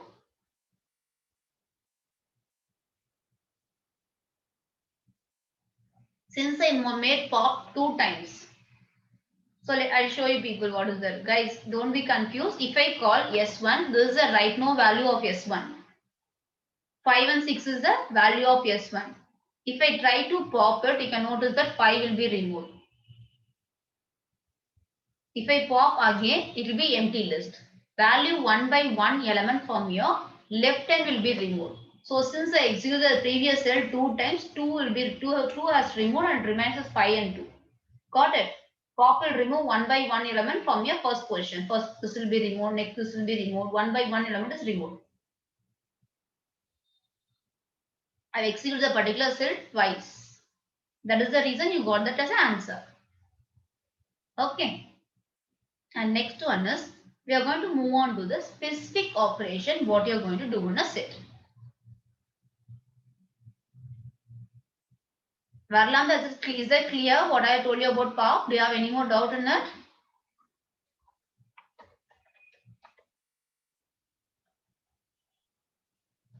Okay. No ma'am, for what? Clear or not clear? I can get. Why is it no, ma'am? Clear. Okay, good. Okay, listen. And next is we are going to see with the, yeah, I got it, I got it. Next is we are going to see the specific operation, what is available in set. The first operation is subset. So I guess you people might have came across all those terminology in your schooling, in your inter schooling, right? Is subset. So let me take a two set here. Let me take three sets. Set one. Guys, listen carefully. This is a sequential flow. If you left miss something, you'll not understand it. So listen carefully. So I'll have a set one, 1, 2, 3. Okay, let this value be set one. And let me have one more set. 1, 2, 3, and let me have one more additional value as 8. And let me have set 3 with a value 1, 2, 3, 5, 6, 7. Let these be the value pairs. Okay. Right now I'm going to find is subset. Okay, I'm going to find is subset. So let us take two values here. Let me take S1. Your funnel is taking this much time. Okay, just a minute now. I'm going to find whether S1 is subset of S2. So what does it mean is whether all the elements of your S1 is present in your S2. Yes, right. So here I'm checking all element of S1, all element in S1 is present in S2.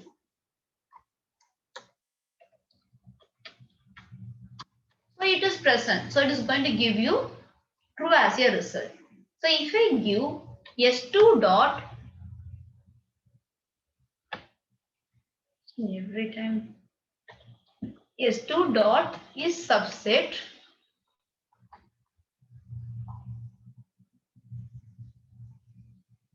just a minute guys.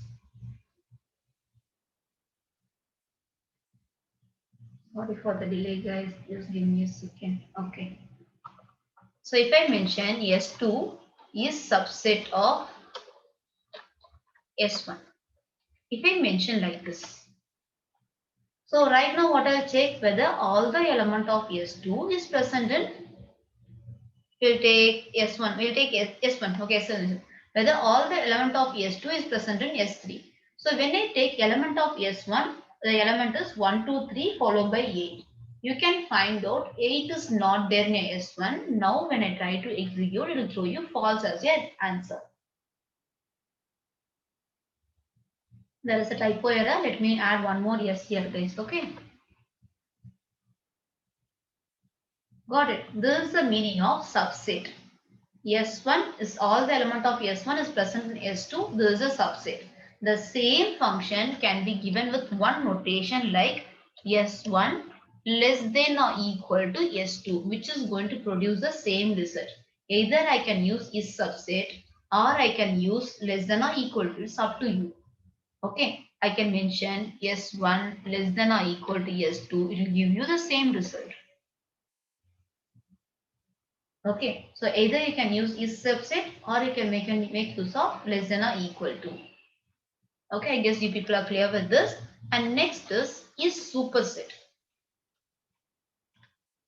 Is superset. So this can be given with the notation S1 greater than or equal to S2. So superset in this sense, let me add few more cells and give you an example here.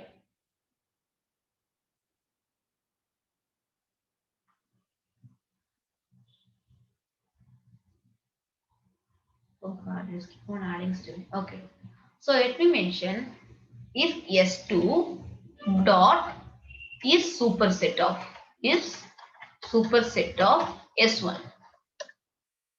Now you can notice that it will give you true as your answer. The reason is now it will check whether S2 contains all the element of S1. The reverse of it.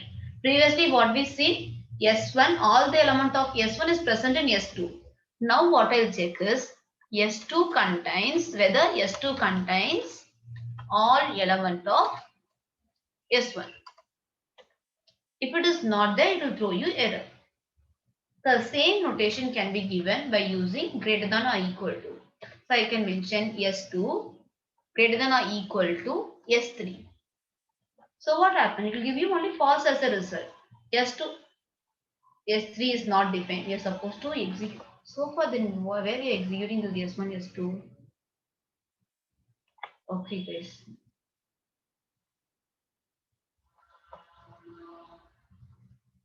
Something has happened. Okay. So it will give you false as a result. So look at here. S2. S2 contains all the element of S3. No, it doesn't contain, right? It contains only 1, 2, 3. It doesn't contain 5, 6, 7. So by default, it will throw you only false as the answer. So this is all about your superset. Subset in the sense I will see that whether S1 contain all the element of S2. Superset in the sense I will check with here whether this particular element contains all the element of the element which you are passing as a parameter. This is superset. And apart from this, we know that the common terminology like union, intersection, right? We'll be using union. For union in the sense, what does union means, guys? What is union, ma? Come on. What is union? I guess you people might have came across union. Combining, good. Combining or adding, whenever you find duplicates will never be repeated. That is all about a union. Okay, combining of it. So during a combination, no duplicate values is repeated again. Okay, and what about intersection? Intersection in the sense?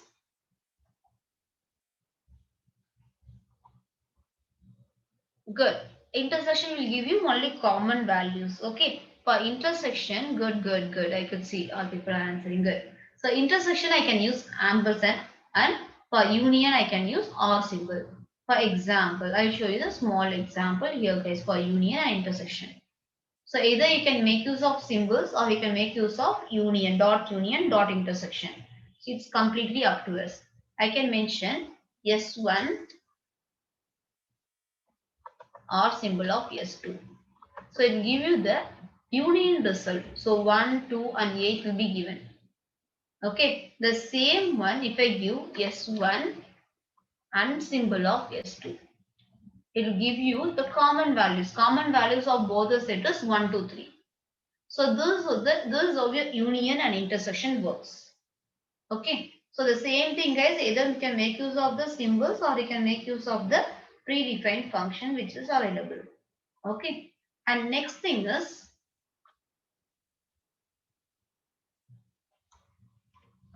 and next one is differences. Guys, these are available only for sets. It is specifically for set alone, which is not available for other collection type. So differences. Difference in this is normal as we say subtraction. Here I can mention differences. So I can mention S1 minus S2. It will give you the difference of it. So here, if we know that what is S1 and what is S2, right? If I mention S1 minus S2, it is a difference. So subtracting S2 from my S1, what is the remaining value of S1? 2, 1 is there, so 1 will be striped out. 2 is there, 2 is striped out. 3 is there, 3 is striped out. So what you will be getting? You will get 8. Is it? S1 minus S2, what is the result? Is that 8?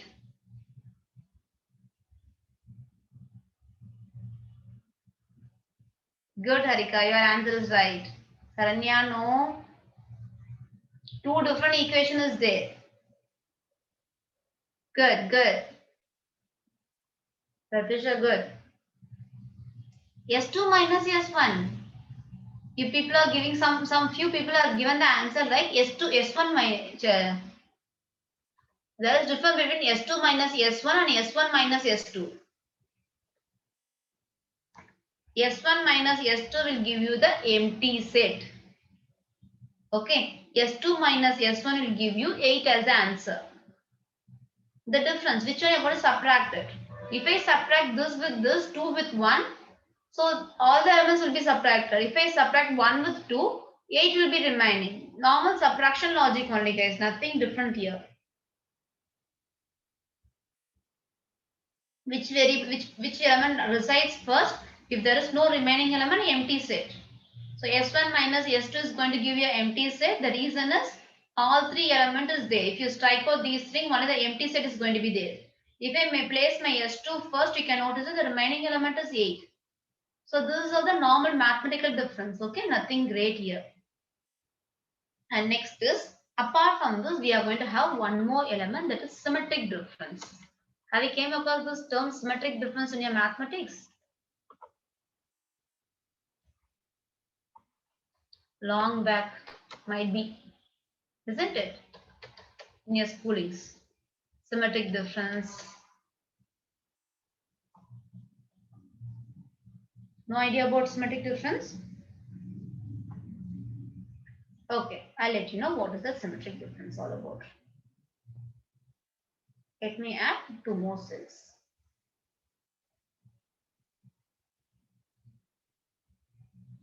So if I give, just a minute. Okay, if I give S2 minus, let me print this value guys, it will be easy for us to compare. If I give S2 minus S3, we'll see what is the result, and we'll print S3 minus S2. We'll see what is the result. Okay, we print these two things.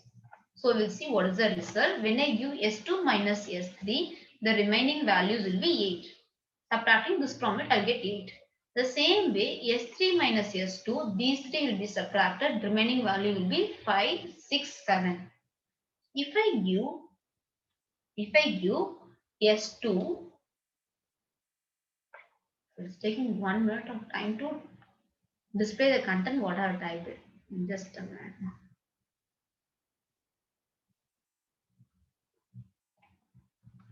If I give S2 dot symmetric difference of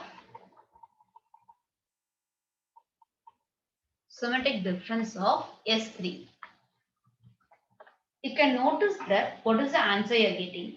I'll get the answer 5, 6, 7 followed by the 8, where the common element of both the set will be removed and the non-common element of the both the set will be displayed. This is all about the symmetric difference guys. We have seen what is difference, but in case of symmetric difference, the remaining element from the both the set will be displayed. This is all about your symmetric difference. Is this clear guys?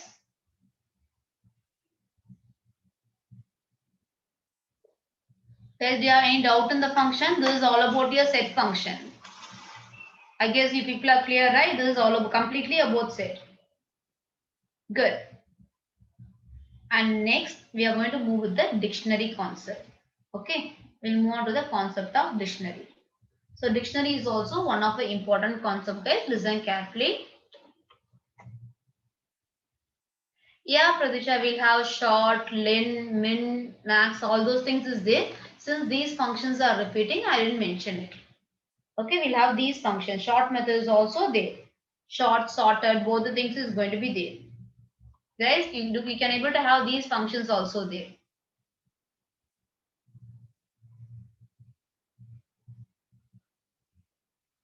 There is no sequence of it, Mark. Don't think that this is a sequence. There is no sequence of it. You can make use of whenever it is required. Okay. There is no specific sequence. Don't try to find the sequence at all. So these are the specific operation. Just I'm speaking about the specific operation which is available in your set. Apart from this, when I see basic operation, so these operation will be available, guys, which is common for all the things. We'll be having min function. We'll be having max function, len function, short function. Okay, we can have short function and we'll have a sorted function.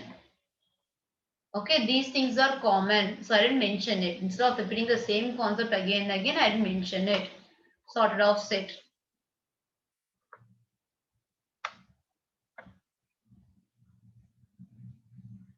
Is sorted will come after symmetric difference, result of the symmetric difference. So you're asking about this one, Pradisha. Here, this is not a, you can't able to expect the result as always the same time. It may vary. Okay, sometimes it will give you in some order and other time it will give you in some other order. So it is not sorting it, okay? Okay. I thought you'd ask me about those things. Okay, good. And next one we are going to see with the dictionary concept, guys.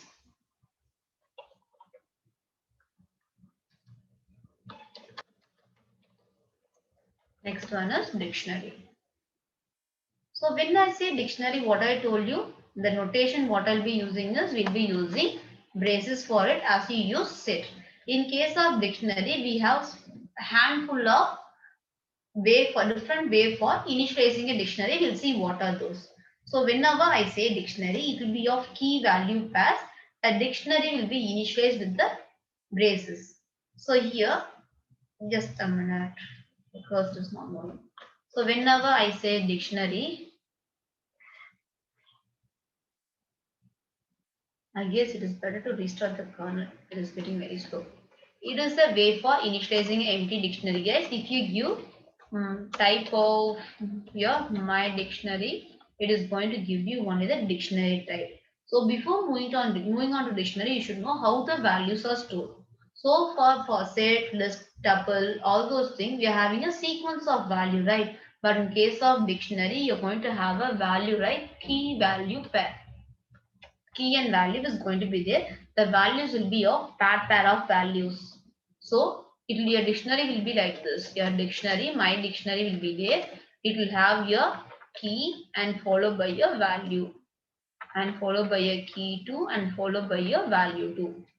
Same way it will have multiple elements, key 3 followed by a value 3. I can have as many value element I can want it, but make sure that all the elements will be of pair of elements like lock and key. I'll never have a single element like this. So I have told you that this is how to create an empty dictionary, isn't it? So this is about an empty dictionary. So if you want to create a dictionary along with the values, I'll let you know how to initialize it. So if you want to, this is an empty dictionary, right? Manikant, which you want to explain you again? Dictionary, you want me to explain again? Is it?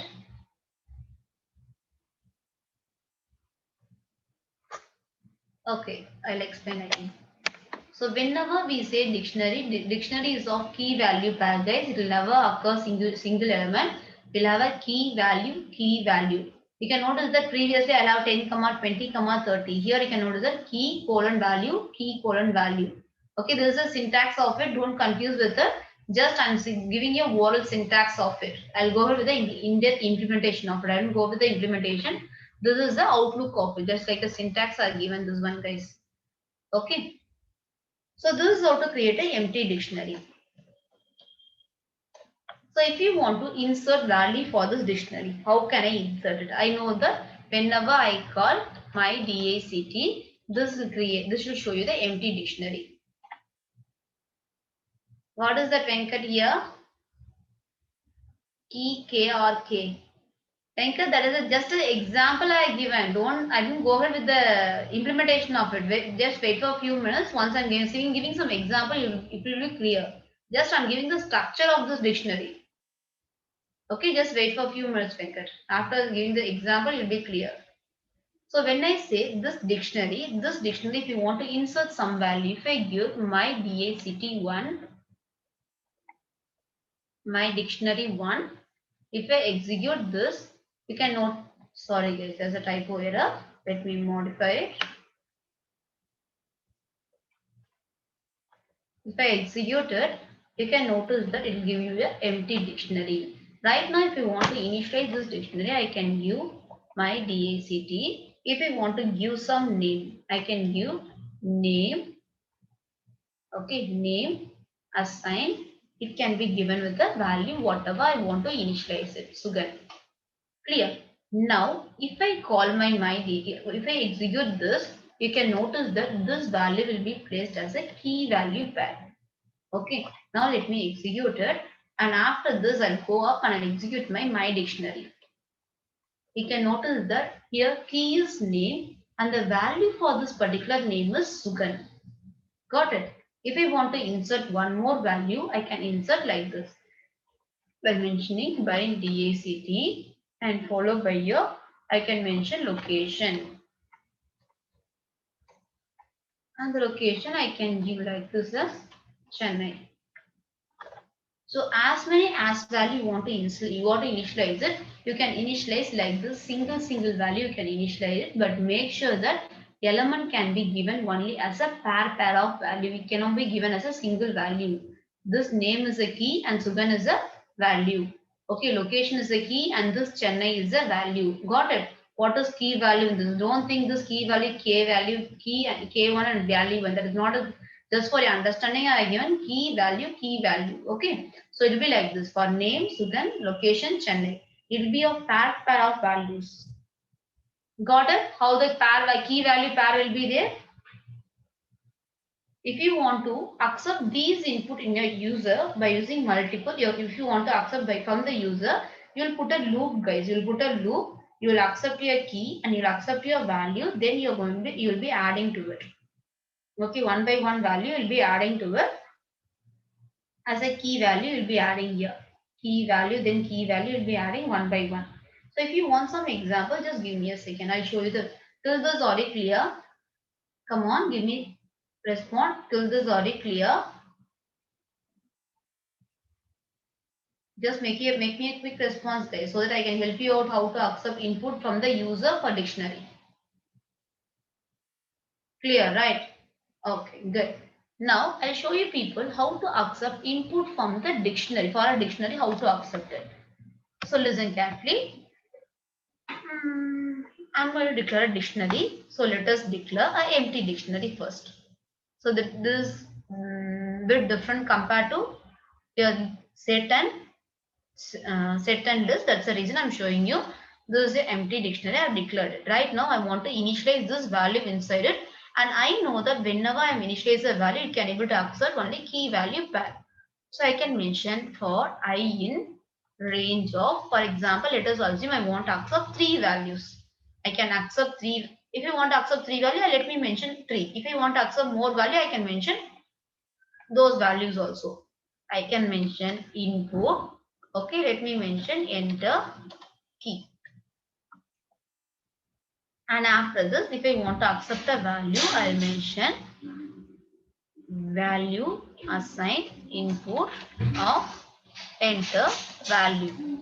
Guys, it is important to accept value for it in this manner. Okay, you should know the way of accepting input from the user. After accepting what you're supposed to do, dictionary of. So how do we accept a dictionary of? Key assign value, right? What is your key here? Key assign value. You're supposed to assign for it. Okay, this is done. After this, if you like to print this dictionary, just you can call print followed by a dictionary. Make sure that your key can be of any data type and your value can be of any data type. There's no rule that your key should be of integer, your value should be of string. There is no rule like that at all. Your key can be of integer or a float type, whatever it can be. Okay, right now let me execute it and I'll show you with some example. Let me add a few more cells. Just give me a second. Now let me execute this. Guys, these are important concepts where this is basic for accepting an input from the user, where you should know it. Apart from accepting knowing about the predefined function, you should know how to accept input for each and every function. Okay.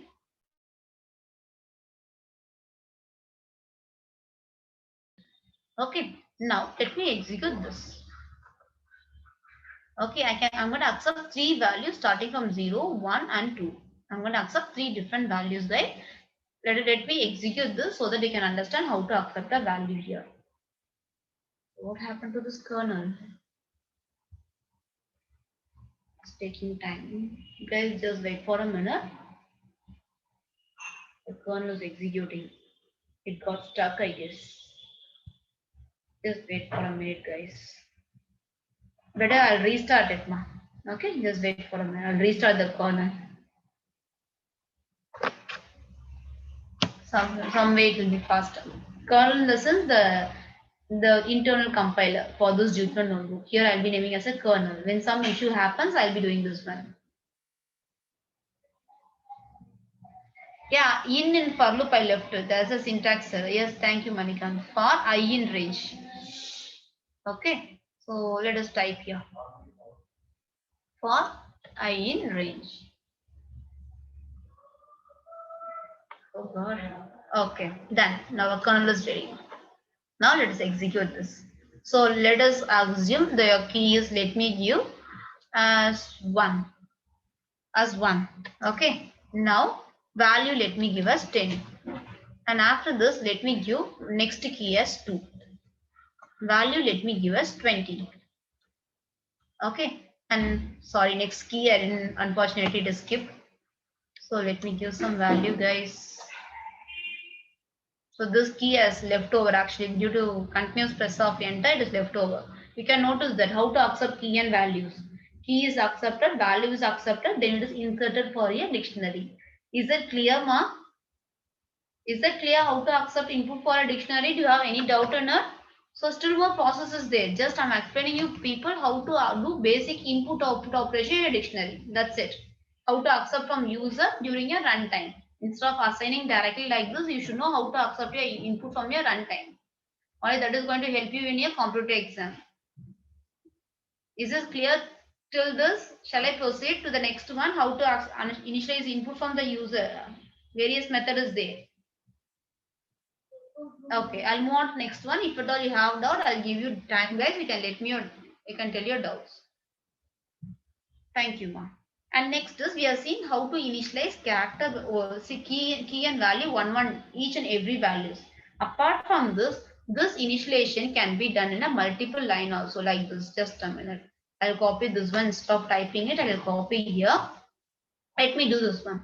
I'll mention here dictionary assign. Okay, I can copy this value. I'll paste this value here. So this initialization can even be done in a multiple line. There is no rule that the initialization should be done only in a single line. Even it can be done in a multiple line. Literally, it gives the same meaning. If I print my D here, both does the same meaning. Either in a single line or a multiple line is going to give you the same meaning and same initialization. This is possible. And next is where you can able to initialize a dictionary as you give by set. Set you initialize by using one predefined function called set, right? The same way dictionary can be initialized with the predefined function called DACT. Okay, if you want to initialize a dictionary, you can mention by using DACT method. Just you can mention D1 assign. Okay, I can mention DACT of. So what happens here? If I mention type of D1, it will be of dictionary type. So if you want to initialize a dictionary, either I can make use of empty curly braces or you can make use of the predefined function DACT. Both are going to do you only the same operation. Your operation wise, these people are not going to have any difference in it. Clear with it. Both the person is going to give you only same operation. And apart from this, where the dictionary can be created, this is a way for creating it, right, guys? And apart from this, where the dictionary can be created by using a comprehensive approach. This comprehensive approach is one of the important topic where you'll be seeing by tomorrow's session. If you are clear with this comprehension, where you can able to write your program within one line or two lines. Okay, I'll teach you about the other comprehension in the tomorrow's session. Today I'll teach you about dictionary comprehension alone. How to create a dictionary by using a comprehensive approach. Okay. So whenever I say insert certain topic or certain concept is important, have a note of it. Where the reason is all those concept is very important for optimizing your code in case of your programming concept. Okay. You're supposed to go through it again. So whenever you're going for this comprehension will have three parts. Your first part is expression and your next part will be your iteration. Okay, your next part will be your iteration and the next part will be your condition part. And next part will be a condition part and this condition part is only an optional one. It's not a mandatory one, it's an optional one. Now let me show you people how to create a dictionary in a comprehensive way. What is the comprehensive in the sense? It is the short form, isn't it? In the schoolings also you might have a habit of writing comprehensive writing. There will be a big essay given and you're supposed to write the same essay in the short form, right? The same way creating a dictionary in a Efficient manner is meant as a comprehensive way. We'll see how to do it. So when I say here, this particular, these three elements are arranged in a sequential manner. So we'll see how to arrange this one.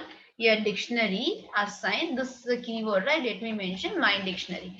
My dictionary assign, the first part of your program will be a expression, okay, followed by iteration, okay, followed by iteration and followed by a condition. Okay, we'll have all three parts in your comprehension. Let me tell you what you're going to do here and how you're going to implement it. Okay, listen here. Expression, you're going to have this one, right? For example, guys, listen carefully. Right now I'm going to see the implementation part. Listen little bit careful. Okay, just a minute. Often this particular person is going to mark down. We'll declare this is syntax, ma. This is all about your syntax, how to implement this comprehension. Just a minute, let me note down here as a syntax. Okay, now here let us go on the implementation. My DACT assign. Let us assume our task is to create a dictionary like this. I want to create a dictionary like this, a number and the square of it. So I want to create a number. Let me assign. I'm going to mention. Oh God, your call was getting very slow response, guys.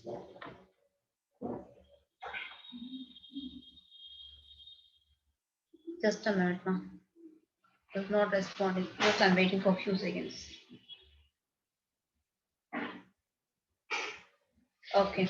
So let us assume I'm going to have a number and its square has to be generated and followed by 0, 0 square, 1, 1 square, 2, 2 square, okay, 3, 3 square. Guys, as I told you that your key can be of any data type and your value can be of any data type. Here I'm taking my key as an integer and value as an integer. I want to generate a dictionary like this. Okay, let us see how we are going to do it. Okay, okay, we'll see how to generate this one. So we'll implement this. Guys, just a minute.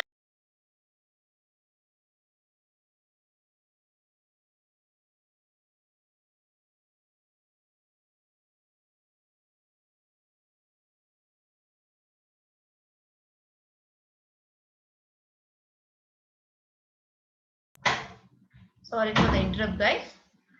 So if you want to generate this particular dictionary, you'll be generating like this, the curly braces, and here. So what is the expression? I want to go from 0 till the particular given number 4.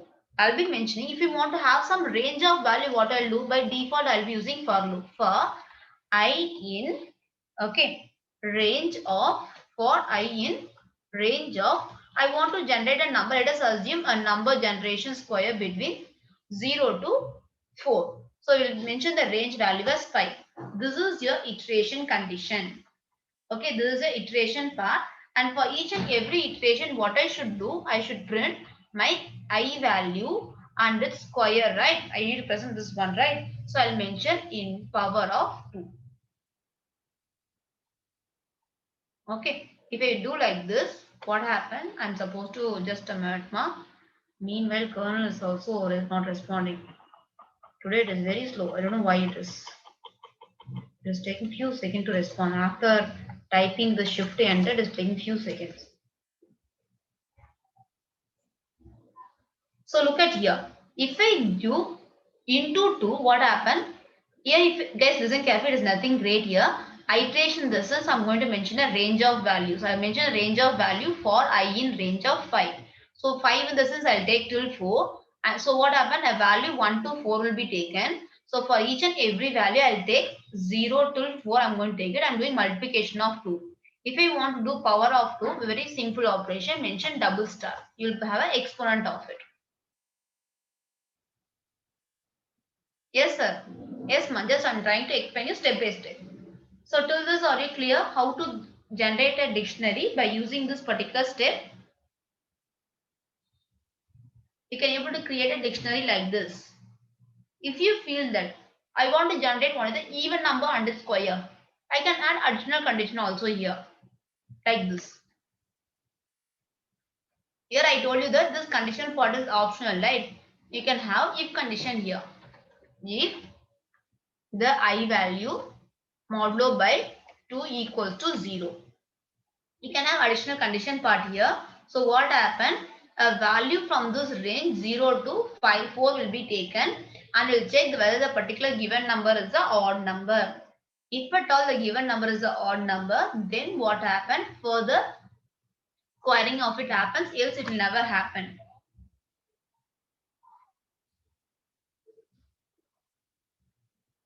Sumati, what is that? Here it is not required. Here this is the form of using it. The syntax is like this. This is a comprehension syntax, Sumati. So, sorry, what is the name? What is your name? Sorry, Susmita. Susmita, sorry for it. If your syntax is like this, there is no colon after iteration. Iteration will have in between your condition and your expression, Susmita. Okay. So the syntax will be like this. So you'll have a expression whatever you want to form. I'll mention here and followed by a looping condition, looping and followed by a condition where this condition part is the optional one. Where this comprehension will be repeated more often in the forthcoming video session, guys. Okay, forthcoming session we'll be keep on discussing about the comprehension, and even in a programming concept also we'll be discussing this one, where this is a very important one. Okay, this is about to all about generation of your dictionary. Okay, now I guess you people are clear. Shall we go over with the methods? There are 1 or 2 methods is there in case of dictionary. Shall we discuss those things? Till this all you clear? Come on, give me a quick response, guys. We are having only 10 minutes of time. Okay. And next one is we'll be seeing about what are the methods are there. In case of dictionary, we are having many few methods, guys. Your first method is if I want to access the element of my dictionary, I can mention items. So if I mention items method, all the elements of my dictionary is accessed. So if I mention my dictionary, my DACT1 dot items, what happened? All the element of my dictionary will be displayed. Okay, all the elements of the dictionary. You can notice that how it is displayed. List of tuples. Got it? List of tuples. A list and pair of tuples. Key value pair has been given as a tuple. It is taken as a list of tuples. If I print as a items dictionary dot items, it will give you key value pairs all together. Okay, if I feel that I don't want to access both the element, I want to access only key alone. In those cases, I can give keys. It will access only key alone. If I want to access only value alone, I can make use of values. If I mention like this, what happens? Only values will be accessed. For example, I'll give you some example here. Listen carefully. If I give, just a minute, ma. Oh God. Okay.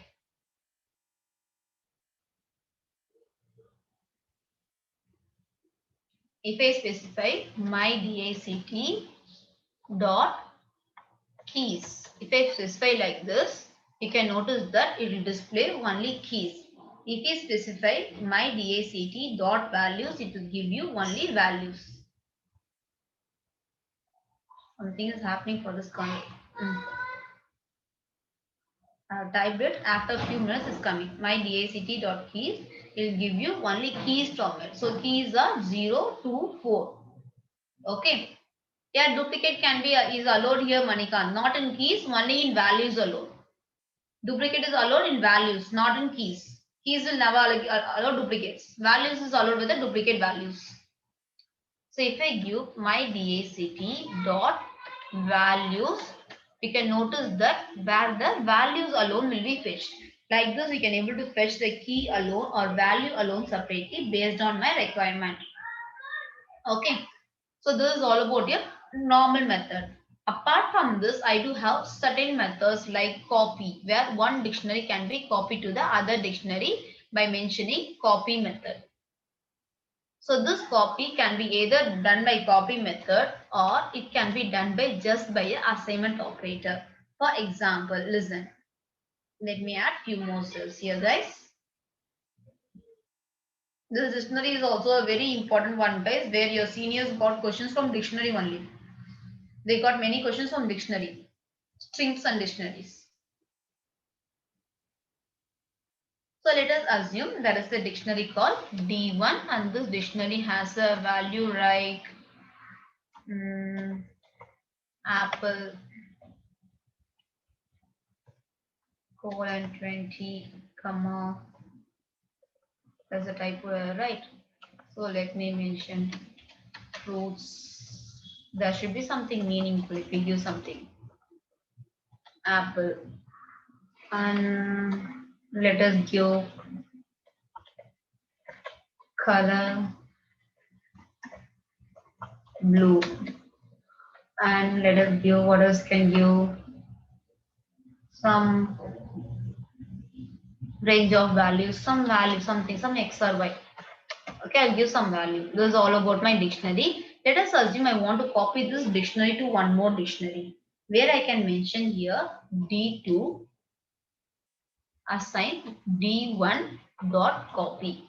So if I mention like this, you can notice that your dictionary 1 will be copied for your dictionary 2. Either I can make use of this approach or I can mention directly D3 assign D1. Somehow your D1 will be copied to your D. Sorry guys, I should print D3, but I have printed D1. Just give me a second. Let me print instead of here. Just a minute. D3.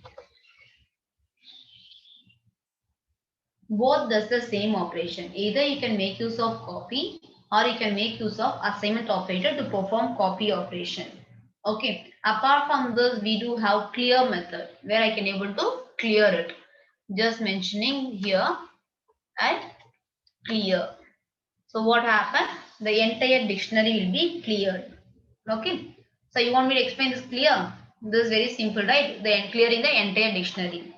And apart from this, what else you want to know? If you want to update one dictionary with the other dictionary, so I can make use of update. Update your dictionary. As we see extern method and all those method, here also we do have update. For example, let us assume I want to update my D3 with my DACT. I can mention here D3 dot update. Oh God, just a minute. Let me see to it by tomorrow. I'll try to fix it out this what is happening. Okay. Your kernel got overloaded. That's the reason. Since I'm continuously handling session, so that might be the other reason also. So D3 dot update of my DACT. So what happened? Your D3 will be updated with my DACT. So now when I try to execute, you can notice that this value. Okay. Yes, Colab will be better, ma, but I think so. This maintaining this notes. If you people want this notes, it'll be easy to maintain in Jupyter Notebook. That's the reason I'm using Jupyter Notebook here. Since you want note of it, right? So I'll be putting in GitHub. It'll be easy for me to share it. That's the reason, Sashima. Okay. Yeah, we'll see about ideally. After completing this, only one or two is there. We'll complete it. This is all about your update. We can update one dictionary with the other dictionary. Okay, I guess I covered.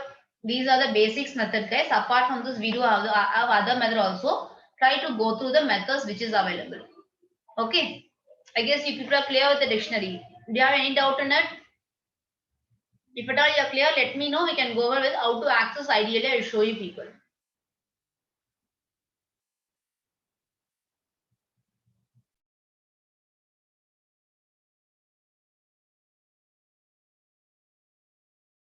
Good. I guess you people are clear, right?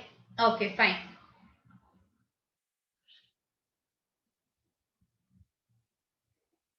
Just a minute now.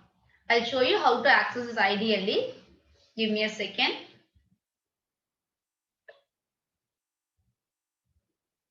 So let me open ideally. Just give me a second now. Hold for a second.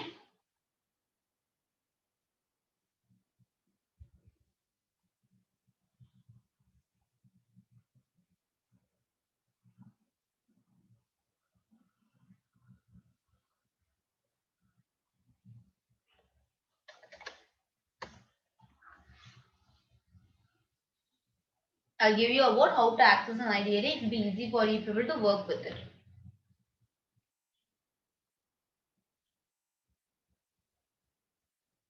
I guess this screen is visible.